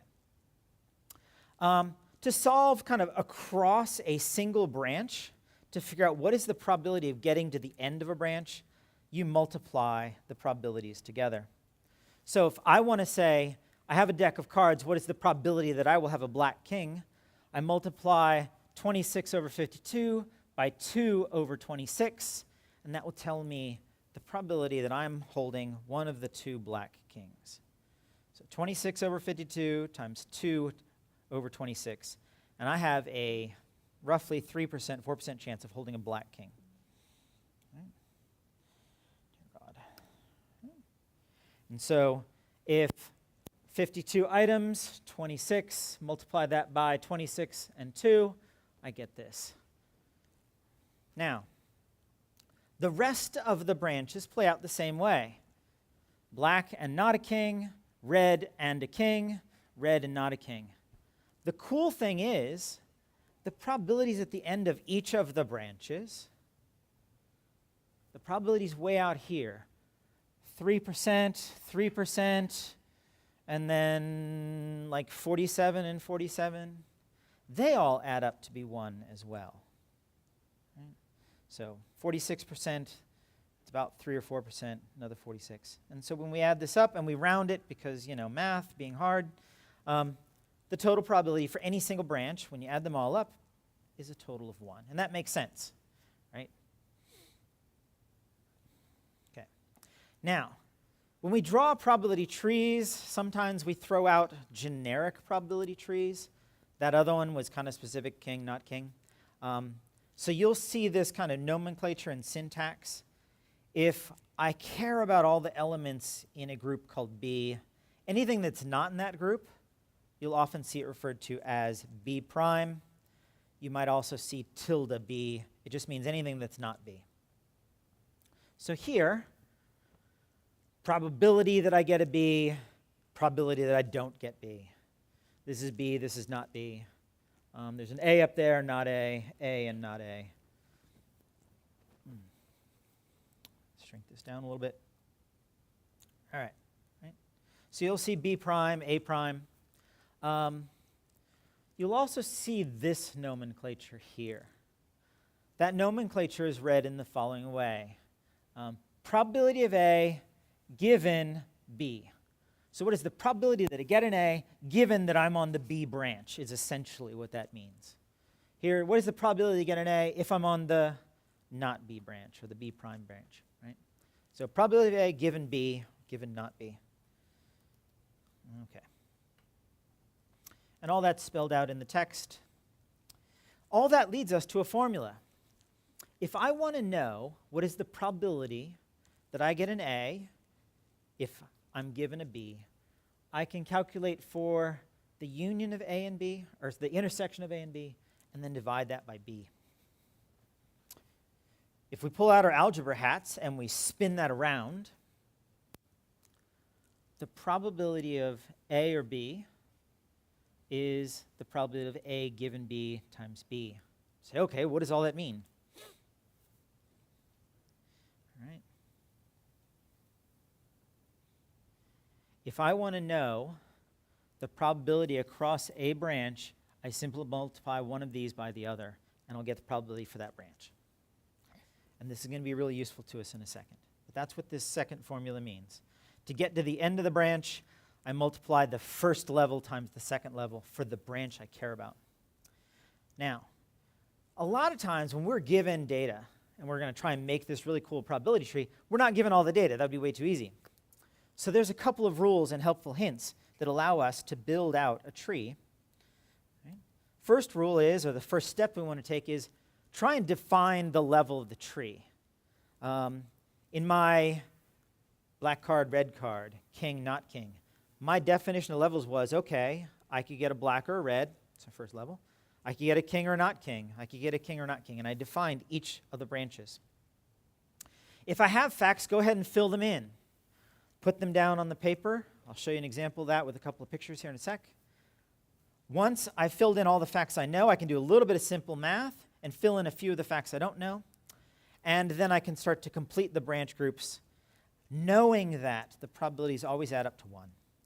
And I can use that cool formula to then figure out the last remaining probabilities. So let's see how this works. I go out with a bunch of my friends at work. Some of them eat burgers, some of them do not. Some eat dessert, some do not. Right? So maybe I want to figure out the probabilities associated with each of the branches, given that some of the folks in the company eat burgers or don't eat burgers, eat desserts, don't eat desserts. And I'm given 3 initial pieces of information. The people who eat burgers, 2 out of every 3 people eat burgers. Given that somebody is not a burger eater and they eat dessert, that happens in 1 out of 4 cases. And given somebody eats burgers and dessert, that happens 8 out of 15 cases. So let's start to fill this in. All right. Sure. Probability of eating a burger, given that they don't eat a burger, they eat dessert, and then probability across a branch, they eat burger and dessert. So as I start to fill this in, probability to eat a burger is 2/3. Probability that they didn't eat a burger but they ate dessert is 1/4. And the probability that they had a burger and dessert was 8/15. We know that this and this have to equal 1, so I can go ahead and start to fill this in. We know that this and this must equal 1, so I fill in the extra value. So we're moving along, making good progress. One thing that we're kind of missing is this guy out here. I know this, and I know this. And I know if I multiply this by this, I get that. So I can back out and figure out what this piece is if I know him and him. And this is just algebra. And when I say just algebra, some folks suffer with algebra in high school, etc. Don't panic. Just takes a little bit of practice. So I don't mean to say that algebra is crazy easy. All right. So my formula says, if I'm trying to figure out what is the probability of dessert and burger, if I know he ate a burger, and we know that he ate dessert, and we multiply that by the probability he ate a burger, this doesn't help me because I'm kind of missing something in the middle, right? I'm missing this guy. But I know 8/15, I know 2/3. We can do the algebra, flip this over and put them on the other side. And now when I multiply 8 times 3 and 15 times 2, and I round it all down, I end up getting a 4 out of 5. So I put 4 out of 5 up here. And if we kind of go back and double check our math, right? 2 times 4 is 8. 3 times 5 is 15. It worked out just the way we wanted. I know these two have to add up to 1, so I figure out what that is. Now I have all of the probabilities for every single branch. I know I can multiply this by that to get here, this by that to get here, and there. So now I can fill out the probabilities all the way across the branch. Okay, so this is useful. I now know that if somebody bought a burger and they didn't have a dessert, that happens 2 out of 15 of my friends. If somebody didn't buy a burger and they didn't get a dessert, 3 out of 12 of my friends are in that horrible, horrible group where they don't eat burgers and they don't eat desserts. All right. Okay. So let's do some math here with our script. Right.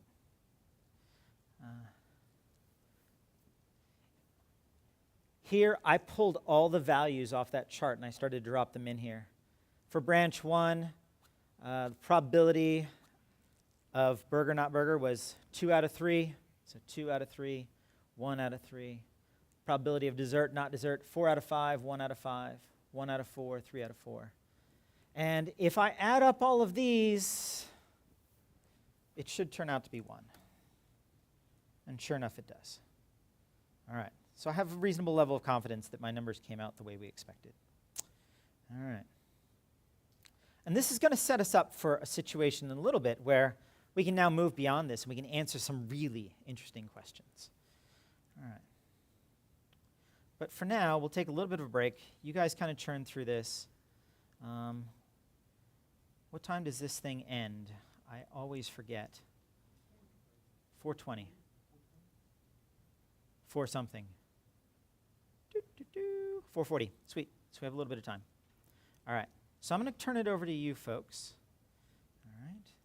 I want you guys to take some of these pictures I produced for you. And this is going to mirror exactly what we just went through. You'll have some data. I want you to maybe put on a piece of paper or whatever, start to sketch this out, fill in the things that you know, start to fill in the things you don't, and then we'll go from there. Meanwhile, I'm going to go back and look at those two functions and figure out why I suck at math.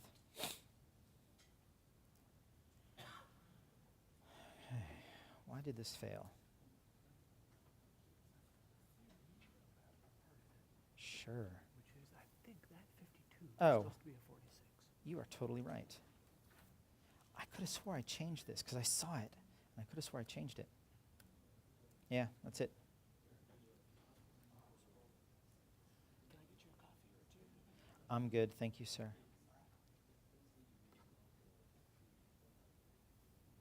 So everybody just fled the room. But they left their laptops, which means it's open season on unattended laptops. Pick the ones you want. And I'll come back with your question.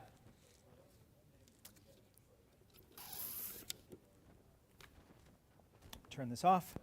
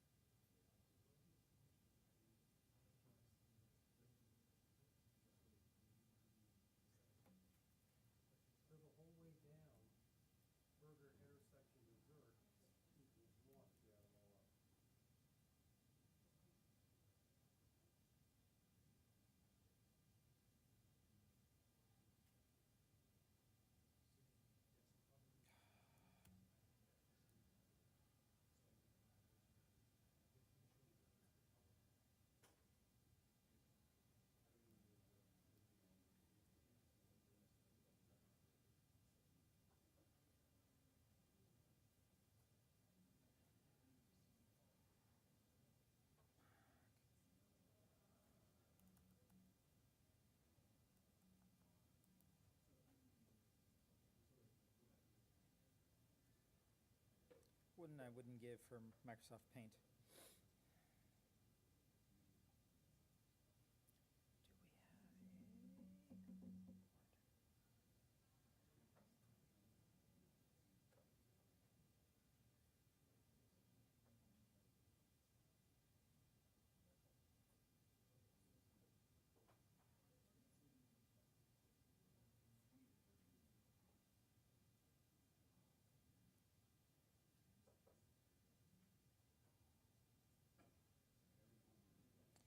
All right. I want to go over something real quick. Turn on the thing.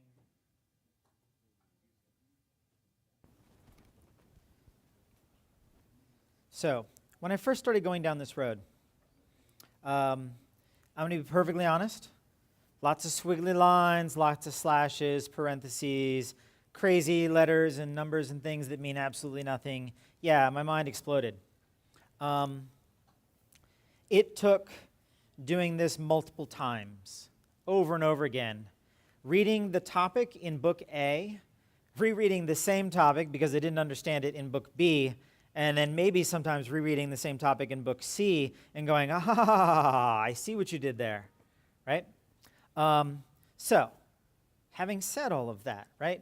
If you're trying to go through things and maybe you're drawing little probability trees and you're like, I don't know what number goes where, you're in good hands. Half the people in this room might have been in that very same thing, and be willing to admit it. There's a bunch of other people in the room who are in the same boat, but we're not willing to admit it.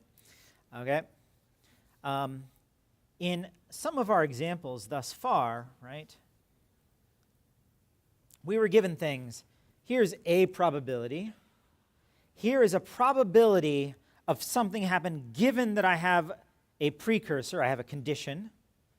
And then we have the probability that two things happen. This N is kind of like an intersection. It means and. Probably the guy had a dessert burger and a dessert.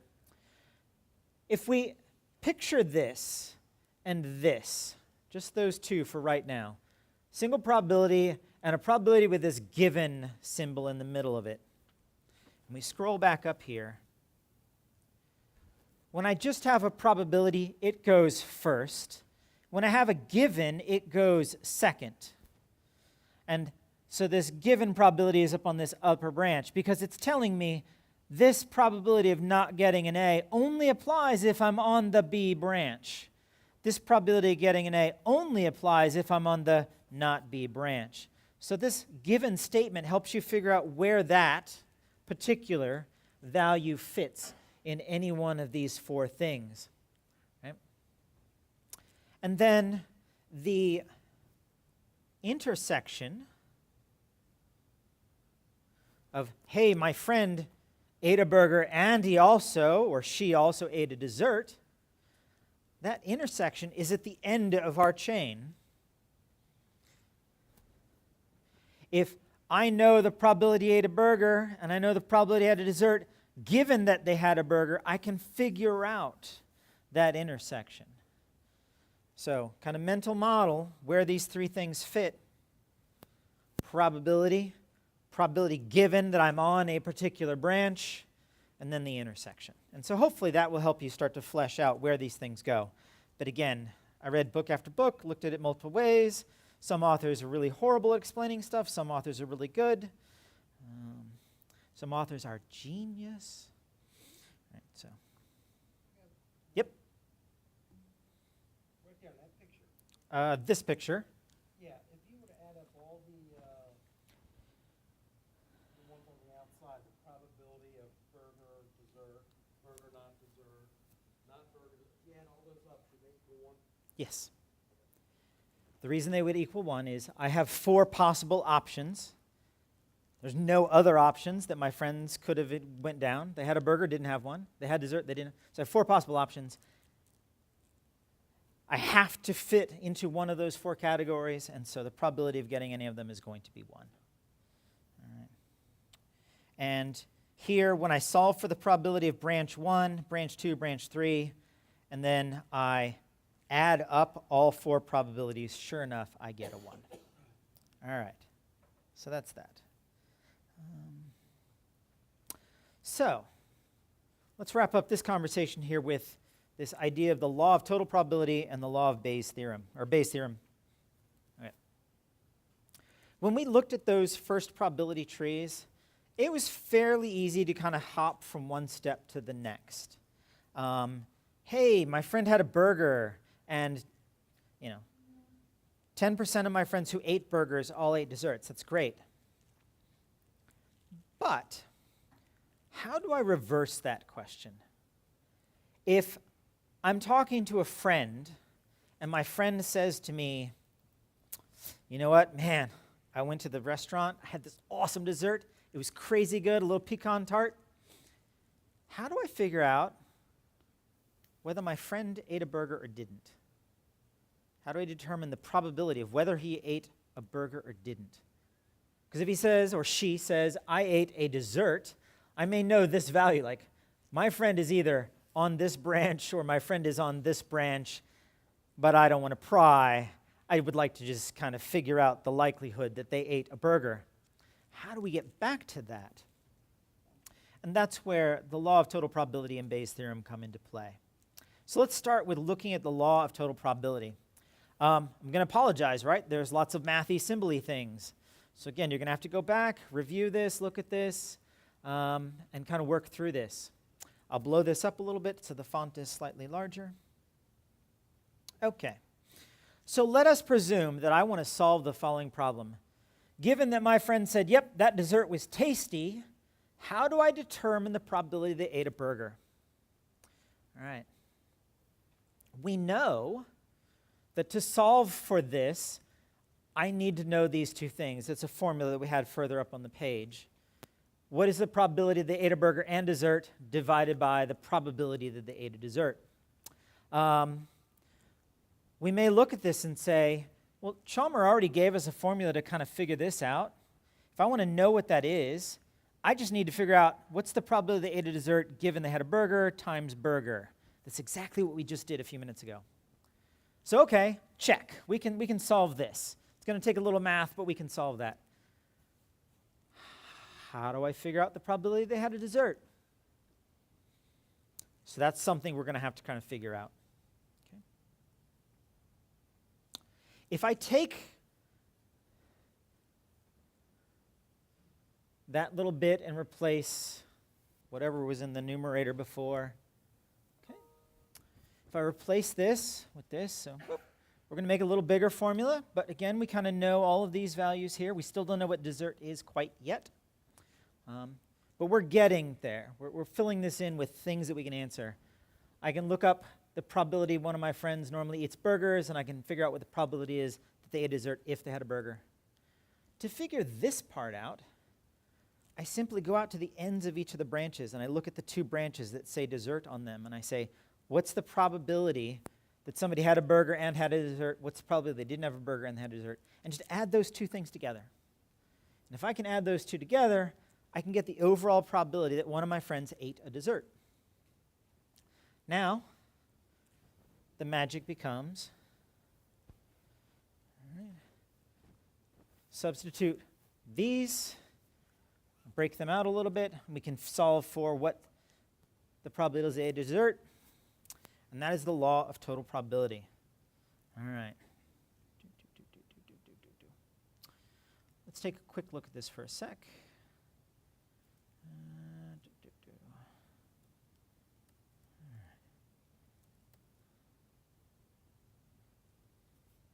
So, knowing what we know, we can go through and do the same process and start to fill in the little blocks. We can start to multiply things out. We figure out the probabilities that I received spam or didn't receive spam, probabilities that there were keywords in the email or there wasn't keywords in the email, probability that something went all the way across a branch, and we figure out these numbers at the end. And with all of those things, I can go back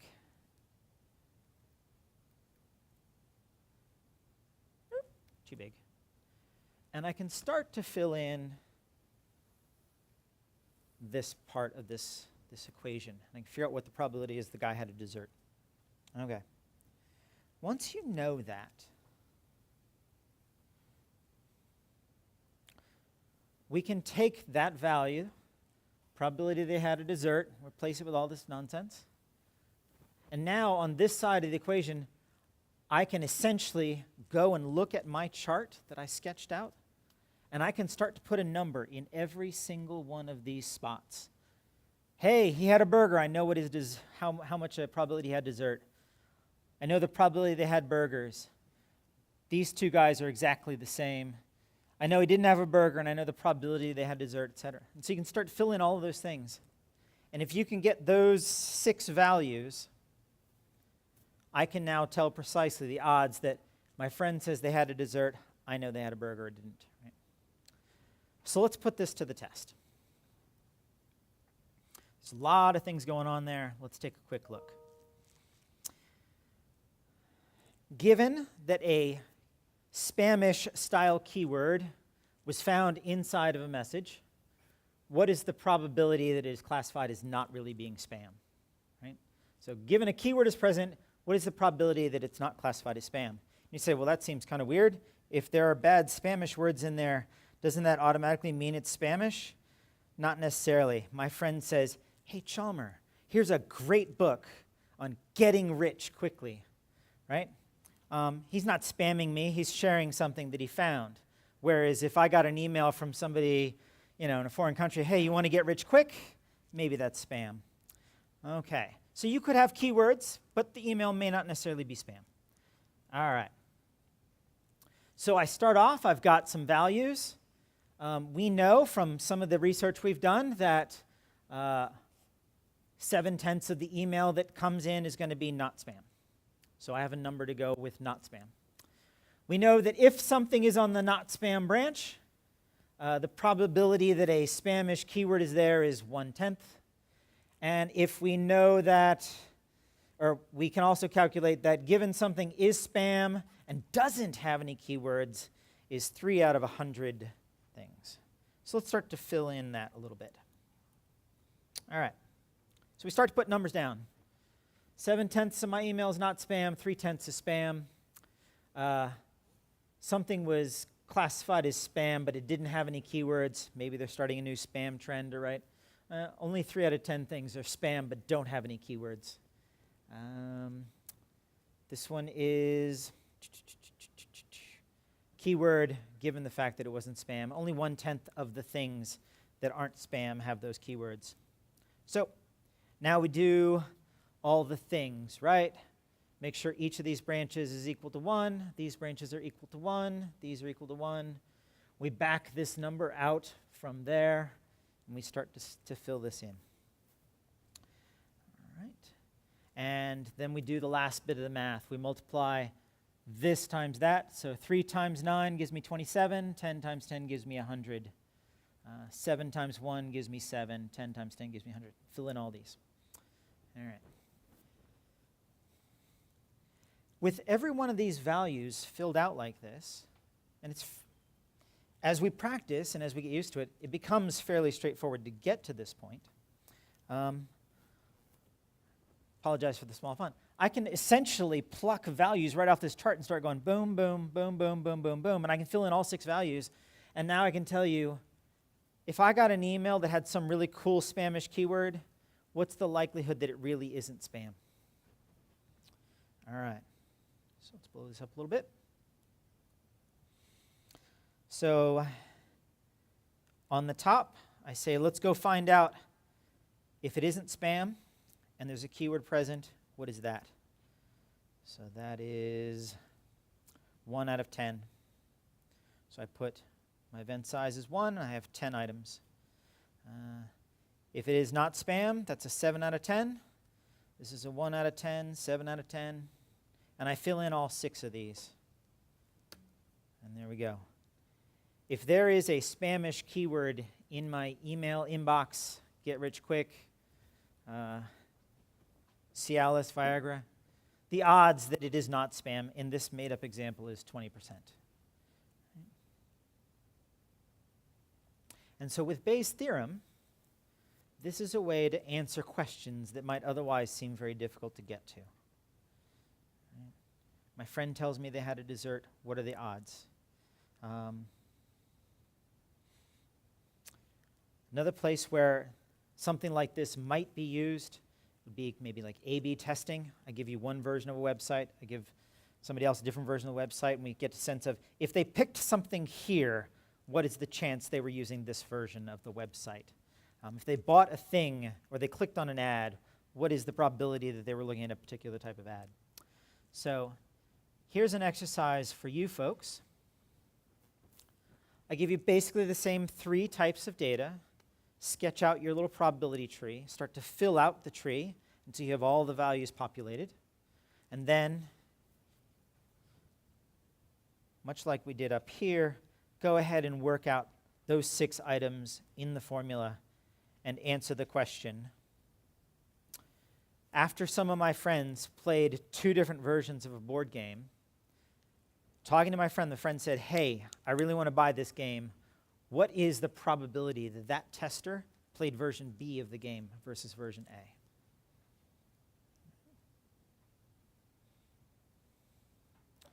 I'll give you guys a few minutes to go through that.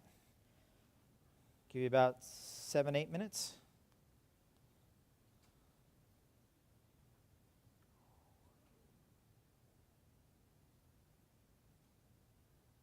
All right.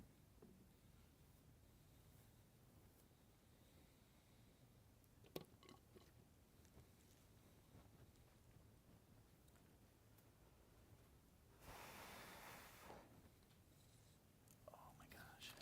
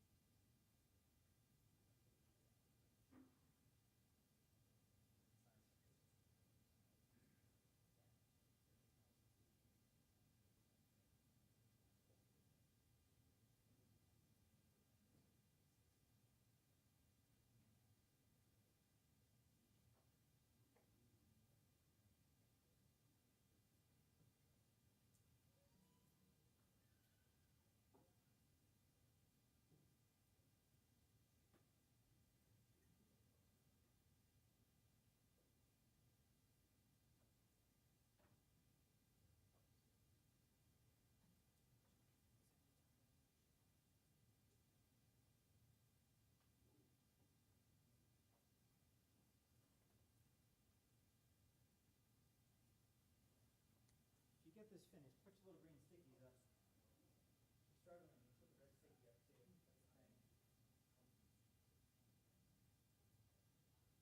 And even if you're not struggling, you just have a question. That's awesome. Any other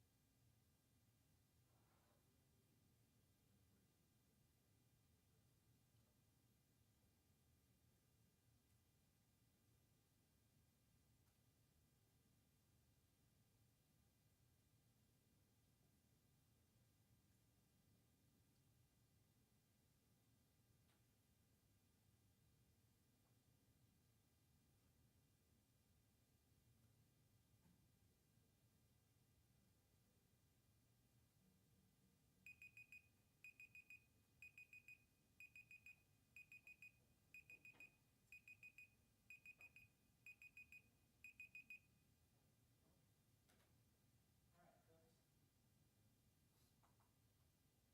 All right, folks. We are coming to the end of the day.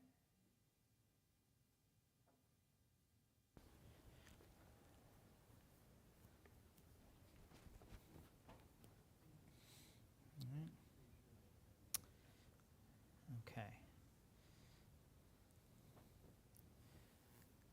The big sticking point here is figuring out what each of these things are.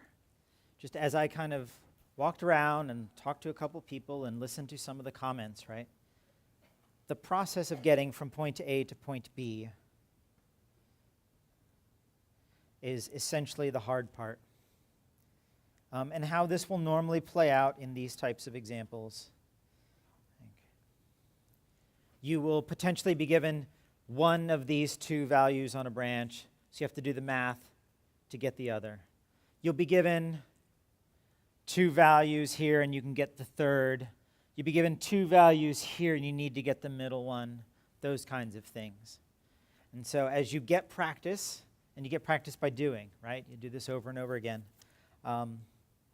You will grow accustomed to, oh, I've got these 3 facts or these 4 facts, and I can start to fill in. And then once you get this down and things are working out really well, then you can start to apply this to real-world problems. Okay?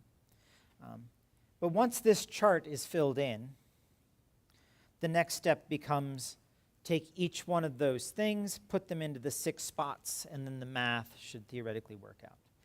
All right.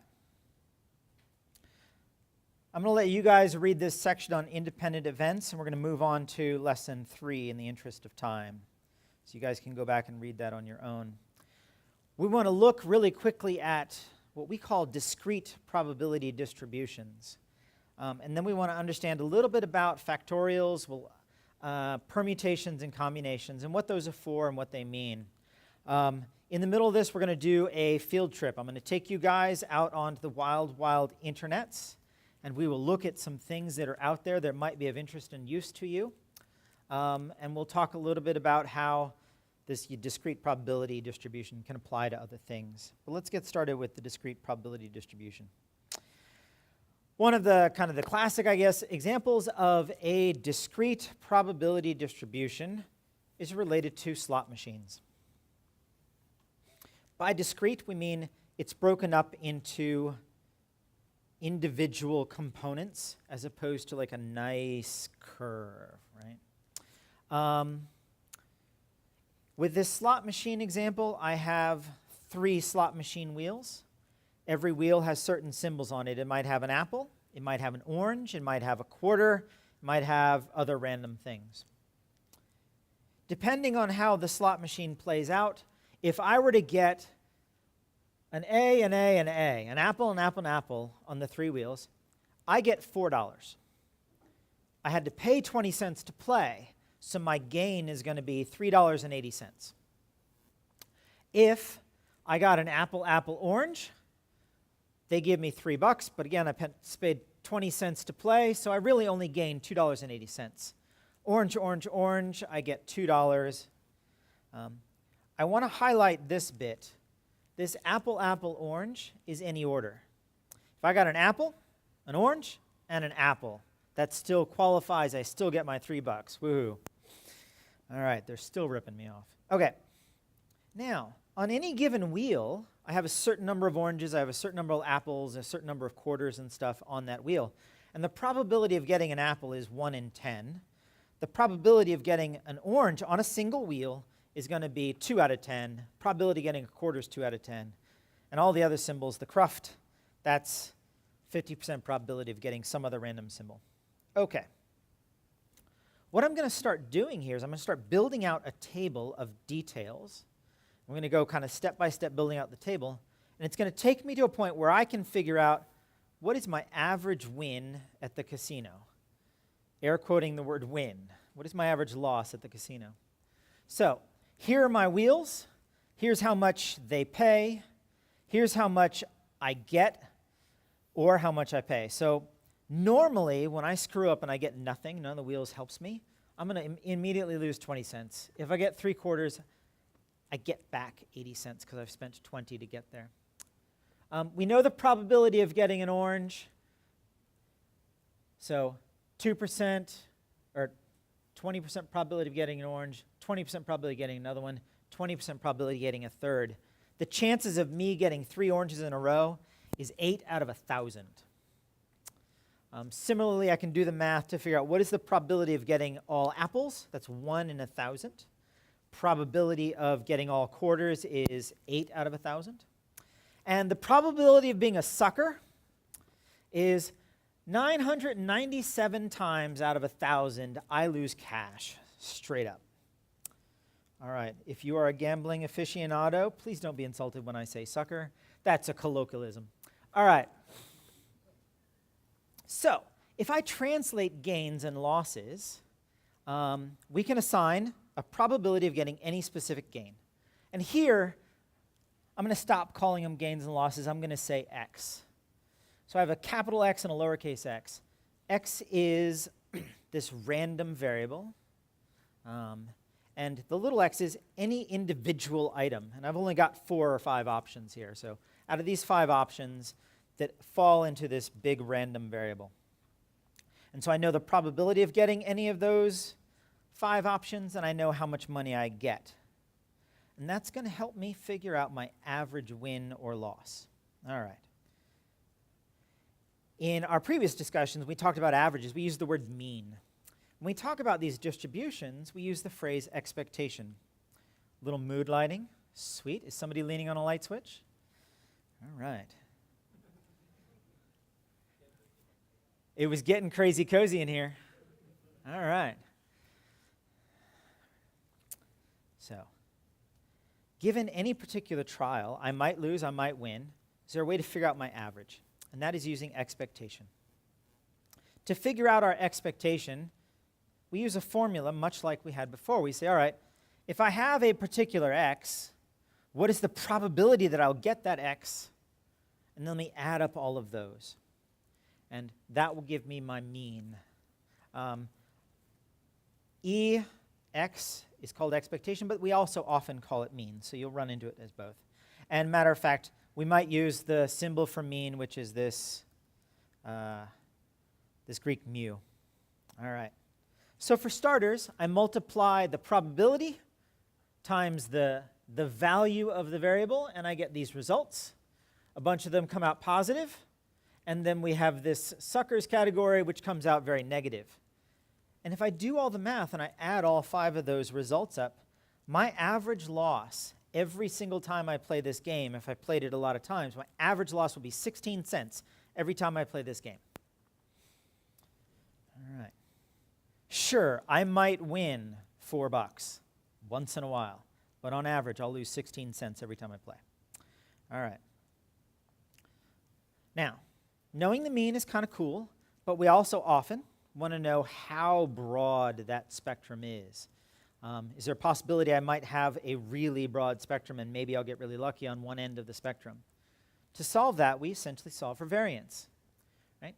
So the variance of any given probability distribution is the expectation of the value minus the average squared. Right? So let's get in here. This is essentially the same chart we had before, but I take the value minus the average. Remember, the average was negative. I'm losing money on this, so I subtract a negative value, and I get this. Right? Once I have taken the average and subtracted from all 5 values, I'm going to have to go back and square it. So we jump in here. We take each of those values we just calculated a second ago. We go ahead and square them all. And once we have a square, we multiply it by the probability, and we get all these things. Again, you go back, reread this, kind of absorb it, take your time.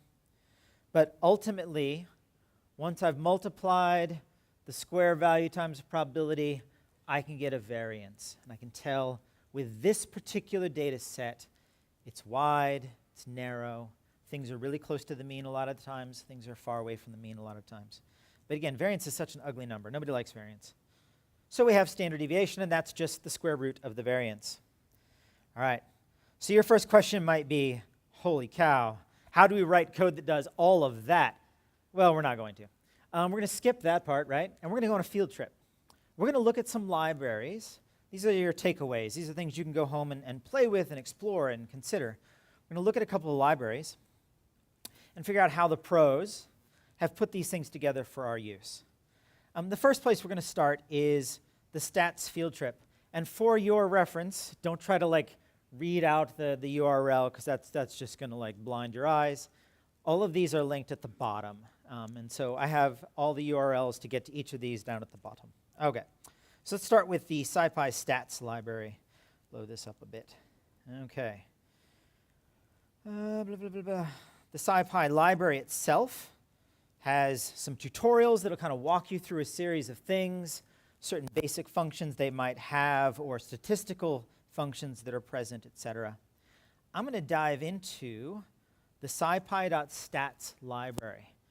I'm basically going to kind of scroll through this and point out a few things. The nuance here that I want you to walk away with is there's a heck of a lot of good work that's been put into solving some of these statistical problems that I should take advantage of instead of using Chalmer's crappy code. All right. We mentioned a minute ago discrete probability distributions where things take certain values. a $3.80 return, a $2.80 return. Well, there's other distributions called continuous. And so I'm going to kind of scroll through this. Right, they're all alphabetical order, A, so we got alpha, arcsin, da-da-da. These are all continuous distributions, and a lot of work has been done to try and create these objects in Python that you can use to look at distributions of data in various ways. And we'll dive in on one of these in a few moments. But there's a lot, right? So when we talk about you starting your statistics journey, this is step one. This is the first 3 hours or something of a 40-hour college class on intro to stats. And this is, graduate level, whatever, right? But there is a destination you can get to. And in many cases, you don't have to go all the way. You don't have to know and memorize every one of these. None of us have that memorized. We build on the basics. And then when we need something particular, we go and try and hunt down the thing that will help us. We have what's called multivariate distributions that look at various types of multiple variables that correlate with things. We have some discrete distributions, which is what we were looking at a moment ago. And there's various ways to handle particular types of discrete distributions. And then, of course, they've got a whole slew of statistical functions, like mode and calculating for skew and for variation and standard deviation, etc. So let's go dive in on one of these. This is in the stats library, and this is related to a particular discrete random variable. It's called the binomial discrete random variable. And the way to calculate certain values that come out of this, they have this really funky formula, and we're not going to spell that out. I'll let you guys figure it out. But you provide it with a couple of values, and it will allow you to build kind of this body of information that you can then go and explore. And your exploration might lead you to making graphs that kind of show patterns in the behavior.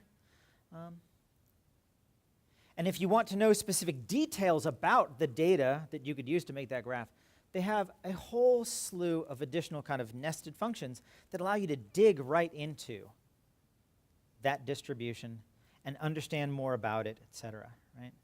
I'm not going to walk you through all these things, but they're there. So that's the first part of the field trip, SciPy stats. The next part of the field trip, we mentioned a library called NumPy. NumPy's got, much like the SciPy library, an incredible set of documentation where you can start to dive into particular things that interest you. And we're not going to explore this one the way we did SciPy stats. Pandas also has, again, kind of this incredible wealth of information about how you can calculate information using data. The Python statistics library, a couple of us were looking at this a few minutes ago. There's really only about 10 or 12 different types of functions here. This is more the meat and potatoes kind of things that you're most regularly and frequently might use. This does not get into any of the details like SciPy stats and NumPy and stuff will allow you. But it's there, and you don't have to import it. You don't have the weight of importing a lot of things from third-party libraries. So this is still useful for the things that show up most frequently. All right. So with that, that was our field trip. I mentioned this idea of these discrete probability distributions. You go home, you start to wrap your head around that. One of the really cool things that you can do once you have a good understanding of a discrete probability distribution is that you can apply what we call transforms. In order to get to kind of this point, I had to multiply certain things by, hey, this is the probability that something's going to happen, or this is the gains and the losses, etc.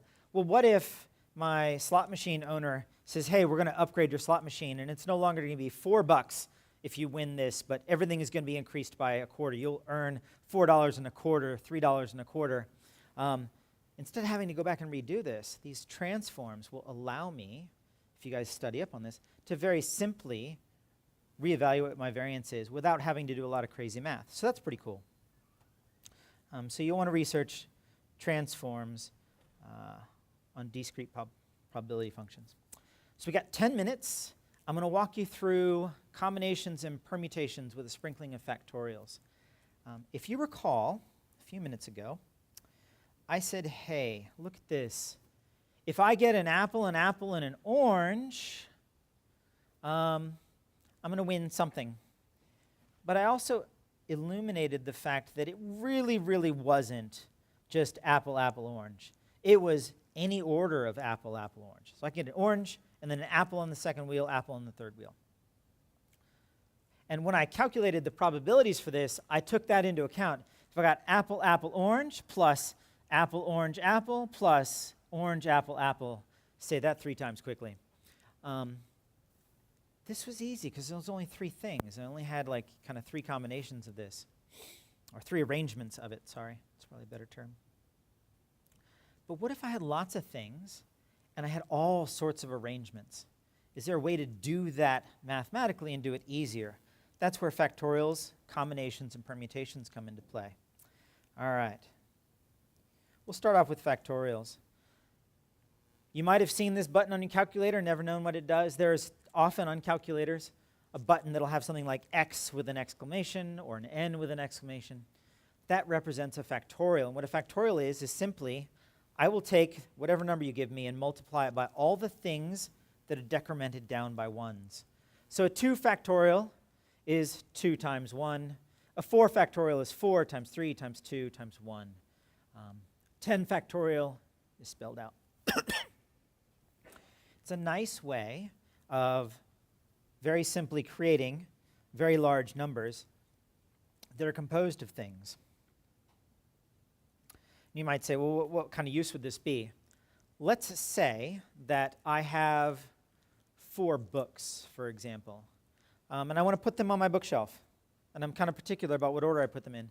With the 4 books in my hand, I could pick my first book. I have 4 choices, and I throw the first book down. How many choices do I now have left in my hand? I have 4 books to start with, and I put one on the shelf. How many choices do I have left? How many books do I have left in my hand? 3. So now I pick one out of the 3, and I put that on there. How many choices do I have left in my hand? 2, right? So these factorials are often used in these kind of things where you need to organize and arrange things. If I have a bunch of horses, and they're in a horse race. And by the way, Chalmer's not a gambler, but yes, say I have horses, and they're in a horse race. I have 20 horses. Which horse could come first? I have 20 options. Which horse could then come in second? I only have 19 options. Which horse could come in third? I only have 18 more options, right? So that's where factorials come into play. A great thing about factorials is that if I have to do division of one factorial by another, it's pretty easy because 3 times 2 times 1 over 3 times 2, these cross out, and I'm just left with 5 times 4. So it makes the math pretty straightforward. I've got a little function here. We'll calculate this, calculate that. And so I'll let you figure out the details of the function. But I've got a function that will calculate factorials for us. I want to highlight in vivid terms what I meant by Chalmer's code sucks and other code is better by looking at a real-world solution. The calculation of factorials looks like it's pretty straightforward. But there is a lot going on under the hood. For example, if you're on a 32-bit piece of hardware, the size of an integer maxes out at about 12 factorial. If you're on 64-bit hardware, it maxes out around 20 factorial. Maybe your computer might want to build or calculate something larger than that. So you might use floating point approximations or representations of those values, and that'll nudge you a little bit past those points. Or maybe, in terms of speed, you don't want to calculate 40 times 39 times 38. You might want to have a lookup table for certain low-level factorials and then do the calculations on higher ones. Or you may not want to do the calculations at all, so you might use an approximation like Stirling's formula to figure this out. So real-world functions, not Chalmer's, will do things to help improve the speed or the reliability of it. And I just want to show you what we mean by the speed of it. So I created a factorial function. We just looked at it a second ago. But there is actually in Python's math library a function called factorial. And I'm going to import it as f so that the 2 names don't override each other. And if I calculate the factorial of 4, it's going to give me back some number. And so let's go look at that, make sure we get something back. We get 24. Returns 24 as expected. There we go. If you've never used Jupyter to do this, it's kind of fun. There is the ability to time certain statements or expressions, etc., in Python. So I'm going to say use Chalmer's factorial function and calculate 40 factorial and time it and show us how long it takes to do this. And then we'll use the library or the function in the math library, and we'll see how well it works. So we'll run that. The time it function's kind of cool. It will run this multiple times, and every time it runs it, it will do it some number of times, like 100,000 times. So it took about 7 microseconds to do it with Chalmer's crappy homegrown code. And it took 300 nanoseconds to do it with legit code that is really good at this and optimized for this, right? That is a massive difference. It's like 1,000 times difference, right? Something like that. Or 10 times difference, whatever it is. Math is not my thing. Don't trust me for your maths. All right. 3 minutes to go. Good grief. We'll talk about permutations, combinations, and products.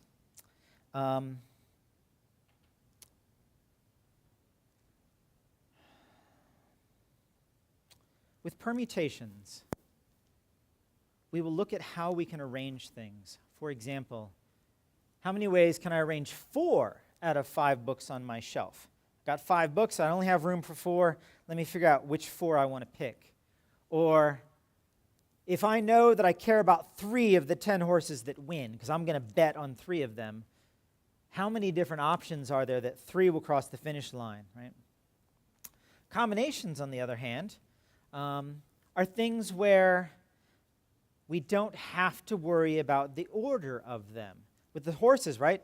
If Sally Blue finishes in front of Denver Dan versus Denver Dan finishing first, the order was crazy important with that permutation.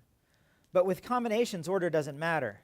What did you have in your salad? I had walnuts, I had romaine lettuce, maybe I didn't, I had iceberg, I had croutons. The order doesn't matter. If I said croutons and iceberg lettuce, it doesn't matter.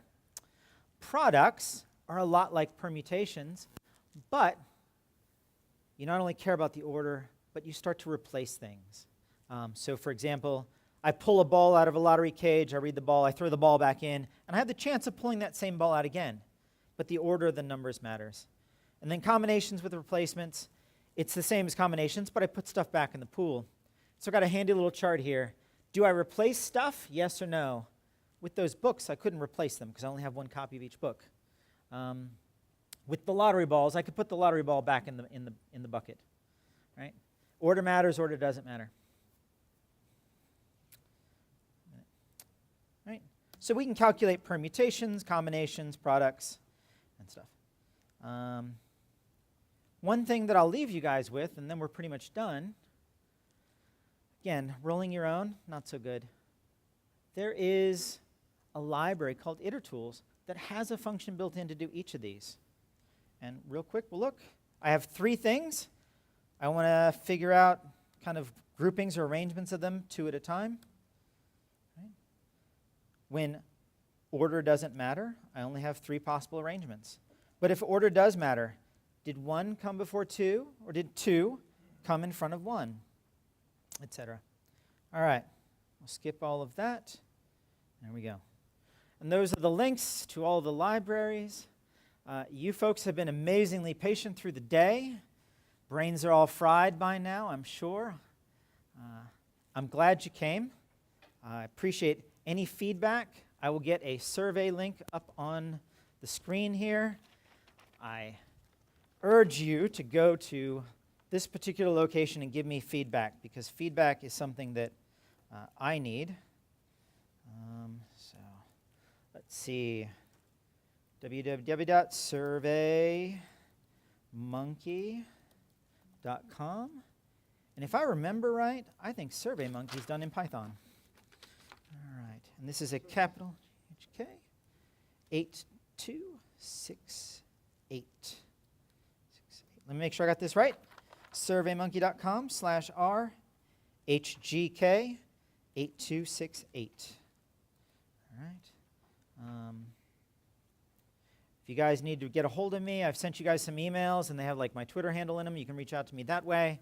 My email is there. You can reach out to me if you want to ask questions. Please, please fill out the survey. That'll help me be better. And I appreciate your time. Glad you came. Thank you.